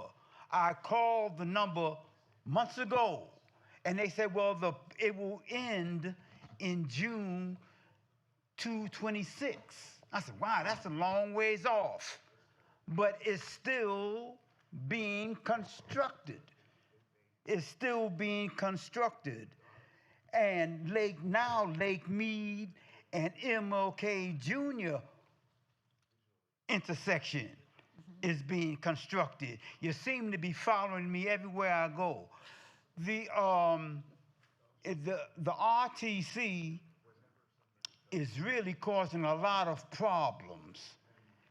And the bus drivers should be taught better as to how to use those buses, because the people need to be protected from the bus drivers.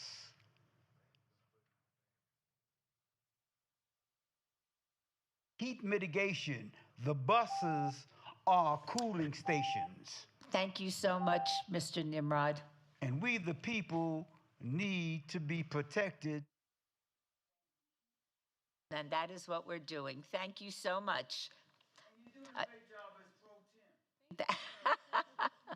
Agenda item 49, council emerging issues. Discussion regarding potential items for future city council agendas. All wards. Any discussion must be limited to whether or not such proposed items shall be placed on a future agenda. No discussion regarding the substance of any proposed topic shall occur. No action shall be taken. Do any members of the council have any topics that they would like to bring forward under this item? Seeing none, we will move to agenda item number 50.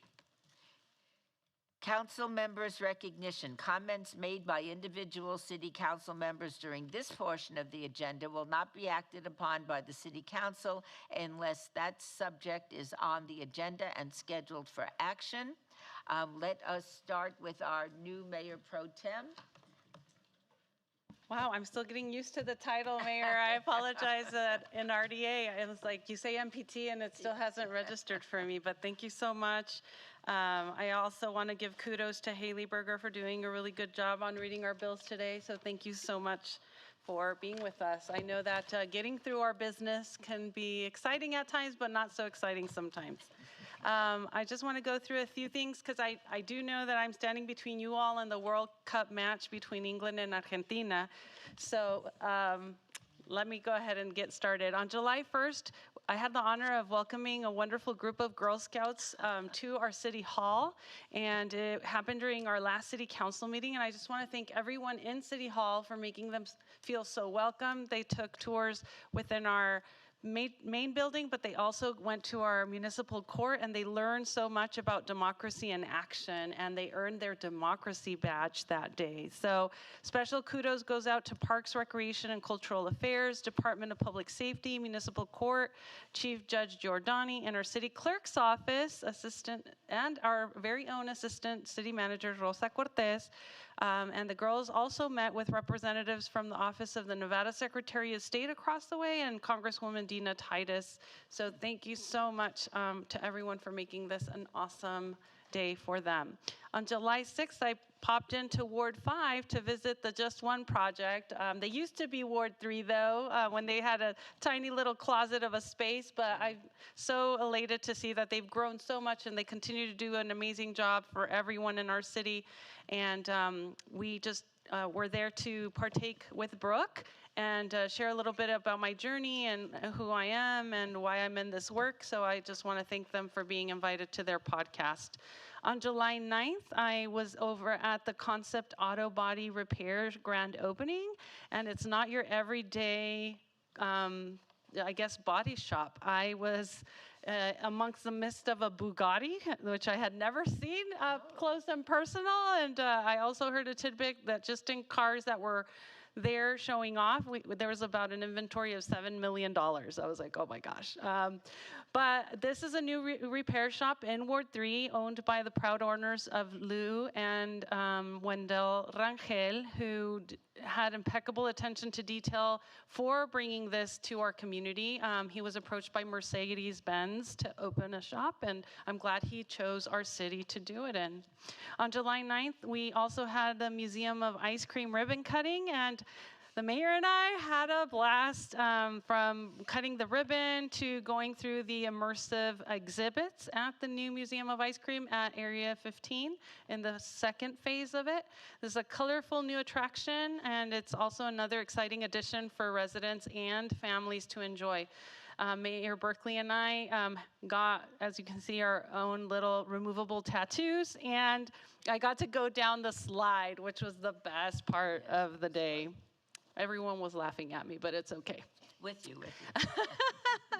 I just want to bring up this very important road closure, Casino Center at Charleston Boulevard. If you guys have been in that area of town, it's reduced down to 1 lane and it takes quite a bit. So you either have to add additional minutes to your commute or just use alternate routes to get to and from through to the Arts District. So just note, Casino Center will be closed on the south side of Charleston Boulevard through July 31st.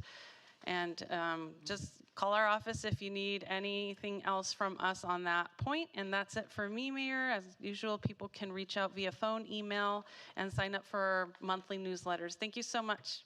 Thank you. Ms. Kelly. Thank you, Mayor. I was thrilled on July 1st to be in my first parade, and I joined the mayor and Councilwoman Frances Polinsky, as well as Councilwoman Nancy Brunet, and many of our colleagues. I'll tell you, it was really special to ride and see not only, the best part of the children's faces, but I also loved how Councilwoman Alan Polinsky, she must have said hi to at least a dozen people. That woman knows everybody. So I was particularly impressed with that, and what a lovely time to be with all of you. The Summerlin Council does a terrific job on that parade. I then was earlier in the month, had the opportunity to tour Shine a Light Foundation. I did not go into the tunnels, but I did learn a lot about their program and was very impressed to meet with Robert Banghart and learn about the incredible work that they're doing to serve individuals experiencing homelessness and other vulnerable members of our community. He gave a statistic, and I didn't ask the origin, but that said 60% of our population was one paycheck away from a crisis, and that I grew up in with very modest and that was my mom's situation certainly, and I was sharing with the Councilwoman Summers Armstrong that had my grandmother not had a house where we lived multiple times through times in our life that I would likely have been homeless at some point. So it is, and it never occurred to me until, until actually recently that was what a gift that was. I just thought that was what you did with your grandma as you moved in and out of where she lived, which is probably a lot of people. One of the things the Shine a Light that does have a community closet, and they're always stocking it with new stuff. And so we have so many of our nonprofits that have community closets. Here's another place where it goes directly to people, and we like to know that. And just a couple things that are upcoming. We've got our Breakfast Buzz on Saturday, the 22nd. I'm really excited about this one because we had an event focusing on seniors and fraud, and we had so many constituents come up afterwards and say how important that topic was and their desire to learn more. And so we're going to be having some different experts but also talking about this important subject. And one of the things that the special agent in charge, Chris Delzato, said to our attendees on that day that we had the event was that they don't even recommend that you unsubscribe to emails, that there's some fraud that's taking place. So you think you're trying to unsubscribe to the Macy's emails or whatever spam you're getting, and that could actually be embedded fraud. So that was new to me, and I'm looking forward to the City of the World being at Bruce Trent Park, as well as some of our other parks for the fall. And we have movie night coming up, which back to school movie night on August 7th. It is the day after my birthday. I know we have quite a few, I see on our list quite a few Leos, but it'll be my me day. And you can always reach the Ward 2 at lasvegasnevada.gov or at our office, 702-229-2420. Thank you. Thank you so much, Councilwoman Bruni. Thank you, Mayor. So I too joined the Las Vegas 4th of July parade, the Summerlin Patriotic Parade with my colleagues, and was thrilled to be on Big Red. Later that day, I joined Mayor Berkeley and my colleague, Councilman Francis Allen Polensky, and we kicked off the fun with our Blast Off in the Basin event. It gets bigger and bigger every year, so it looks like we had over 13,000 people come this year. Special shout out again to DPS and for keeping us all safe. Everyone had lots of fun. No incidents. Next. Last week, it should say July 8th, I stopped by the Centennial Hills Active Adult Center to help them celebrate with their Let Freedom Ring luncheon. Thank you again to Jennifer Blanchard, who does such a great job taking care of our active adults at the Centennial Hills Active Adult Center. Last week, I also met with our neighbors for our monthly Bocaditos. We had about 20 people. Believe it or not, we're actually outgrowing our little satellite office, so we'll have to look into that. Great time talking to neighbors about their concerns. Also last week, we hurried over to the West Side Facilities Yard, or West Yard, where we thanked a lot of the teams that really do work hard, especially in this keeping Ward 6 safe. So thank you to our code enforcement teams, our public works, our parks and rec, and our traffic teams who get a lot of emails from us. And we just wanted to say again, we're really grateful and appreciative for all the hard work that you do on behalf of our residents. So thank you. And stay tuned because we'll be offering a shaved ice event in August, also at the West Side Yard. This summer, we're trying something new to try to keep our youth engaged and some fun, constructive activities. So we're partnering with the Y and the Northwest Area Command to offer pickleball sessions with some of our officers and folks. Every Monday night from 8 to 10 over the rest of the summer. So we had about half a dozen young people come out last week or earlier this week for some fun. We had some new people and some old folks or experienced players, but it was a lot of fun. It was great to see the young people come out. So again, next, turning to events, we're going to be doing that both July 20th and July 27th. Please RSVP through the Y. Later this month, we'll be hosting our monthly Connector series with an unwinding event. We're going to be hosting it pretty low-key at our satellite office Wednesday, July 29th from 6 to 7:30. Please RSVP.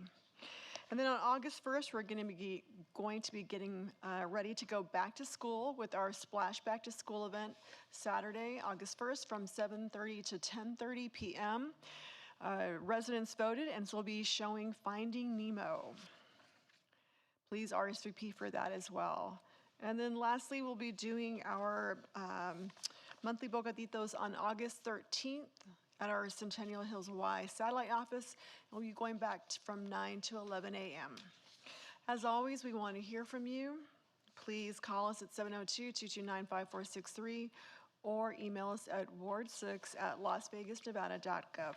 Thank you. Thank you so much. Councilman Knutson. Thank you, Madam Mayor. This is National Pet Fire Safety Day. It starts on July 15th, and it started in 2009 by the American Kennel Club and ADT Home Security.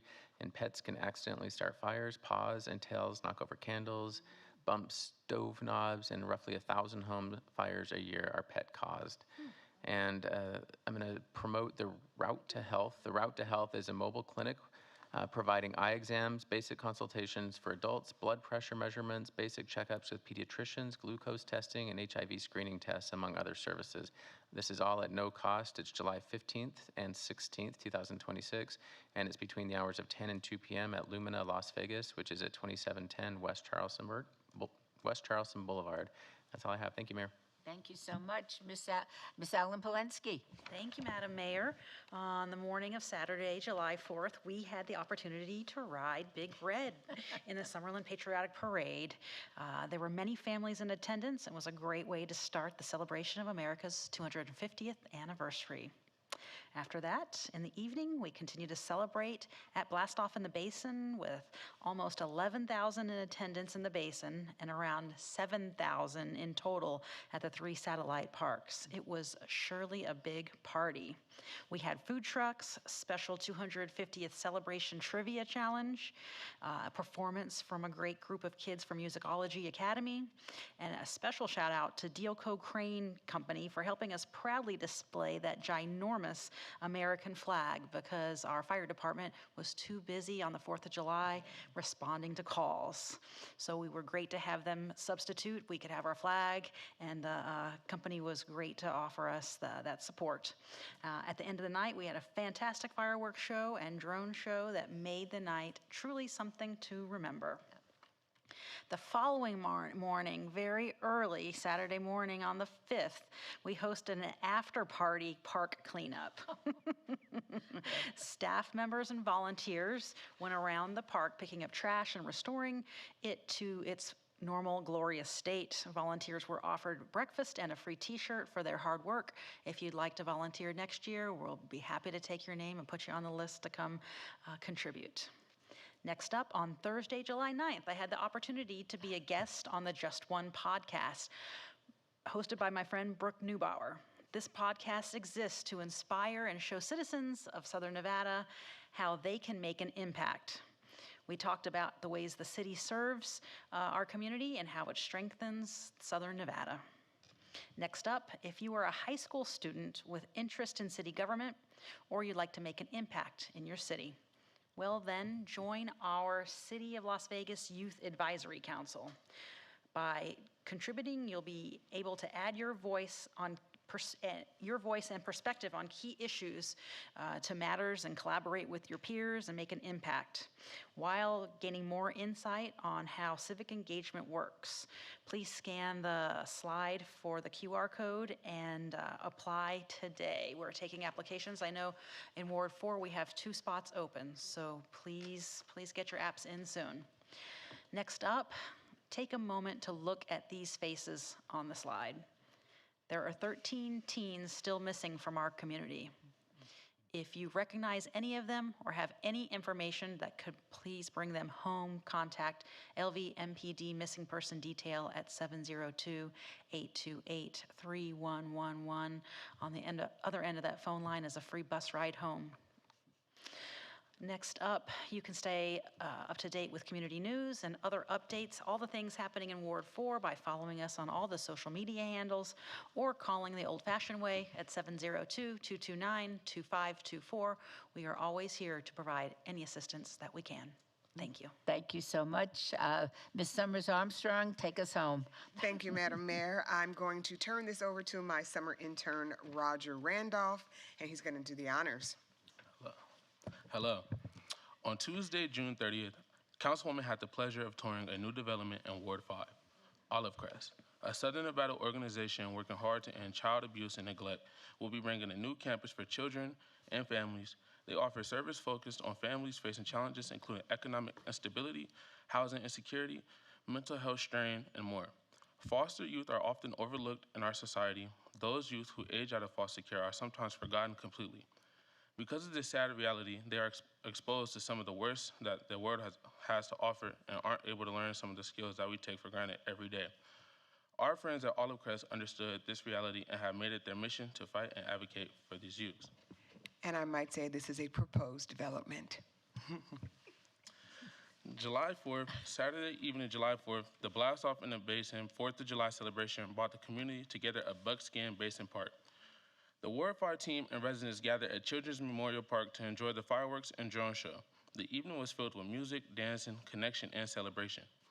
Moments like these are what makes Ward 5 a vibe and a place to thrive. It was more than a holiday. It was an opportunity to create lasting memories with neighbors, friends, and family. Thank you to everyone who joined us for an evening filled with booms and sparkles and community spirit. We look forward to celebrating with you again next year. On July 7th, Councilwoman had the pleasure of joining Congressman Stephen Horsford and his staff and Sam Cherry of Cherry Development on a tour inside the new Share West Side complex. This development is the newest mixed-use development bringing much-needed housing to the historic West Side. Congressman Horsford presented a developer, Sam Cherry, with a certificate of congressional recognition for this project that brings more homes into the area. These studios and one-bedroom apartments offer more than just modern living. They provide workforce housing that allows many residents to live within walking distance from where they work. For some of the newest tenants, that means an easy commute on foot and more time to enjoy everything downtown has to offer. To learn more about these apartments and to check availability, please visit their website at www.sharedowntown.com. This past Saturday, the community came together to celebrate photojournalist Clinton Wright's 90th birthday and the incredible legacy he built documenting Black life in the historic West Side. Councilwoman presented a proclamation provided by the mayor to Clinton Wright for his years of dedication. Staff from Senator Rosen's and Congressman Horsford's office also joined us and presented Clinton with a certificate of special congressional recognition.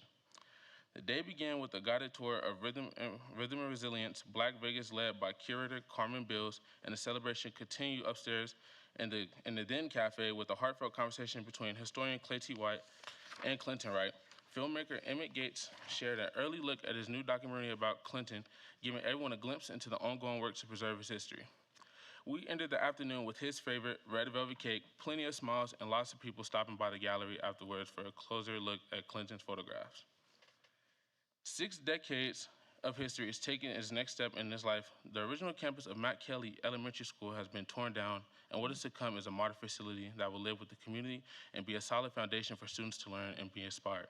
Though the new building won't be finished and ready to open until 2028 school year, the magnitude of this groundbreaking is a promise to the community that they matter. Thank you to CCSD, Core Construction, KME Architects, and SUMU Marketing, and everyone who's making this journey possible. The relaunch of the Groceries on the Go bus was a great success. On Tuesday, July 14th at the Westside Education Training Center, community members came out to shop for fresh, affordable groceries and connect with local leaders, elected officials including Councilwoman Chandra Summers Armstrong, Commissioner William McCurdy II, and several community partners. Thanks to the Just One Project, residents had access to a wide variety of quality food options, along with information about upcoming bus stops and services. The event highlighted ongoing efforts to address urban food deserts and strengthen access to healthy food across the city. Upcoming events, we have Splash with the Badge. Get ready with Ward 5. Splash with the Badge is almost here. Friday, July 17th from 3 to 7 p.m., the Bill and Lily Heinrich YMCA is transforming into the ultimate summer hangout spot, and you're invited. Bring your family, friends, and neighbors for an afternoon filled with free food, fun games, and awesome giveaways, and plenty of chances to cool off. Get ready, the Tuck and Run Foundation is hosting the Las Vegas Raiders Play Football Skills Combine July 18th at the Pearson Community Center. This free and exciting camp gives youth athletes the chance to develop and showcase their football skills through advanced drills and official combine activities, including the 40-yard dash, vertical jump, and pro agility shuffle. Registration opens at 6 p.m. and the event will run from 7 to 8:30 p.m. Space is limited, so be sure to secure your spot today at www.tuckandrun.org/events. Check out the Bolton Area Command Youth Safe Night Out on Friday, July 24th, my birthday, from 6 to 8 p.m. for a vibrant, family-friendly event at Nucleus Plaza. Bolton Area Command and Hot Meat Community Service are teaming up to host a fun event filled with games, food, and community resources that are all free for youth and family. This event brings together local partners and organizations to provide kids with a positive, safe, and welcoming space to enjoy the evening. Connect with others and access helpful support services. For more information, please call 702-412-0060. The Las Vegas City Council and Ward 5 invites you to a fun and family-friendly back-to-school celebration Saturday, July 25th, from 11 a.m. to 2 p.m. at the Doolittle Community Center. This annual event is packed with music, games, raffles, and plenty of excitement for students of all ages.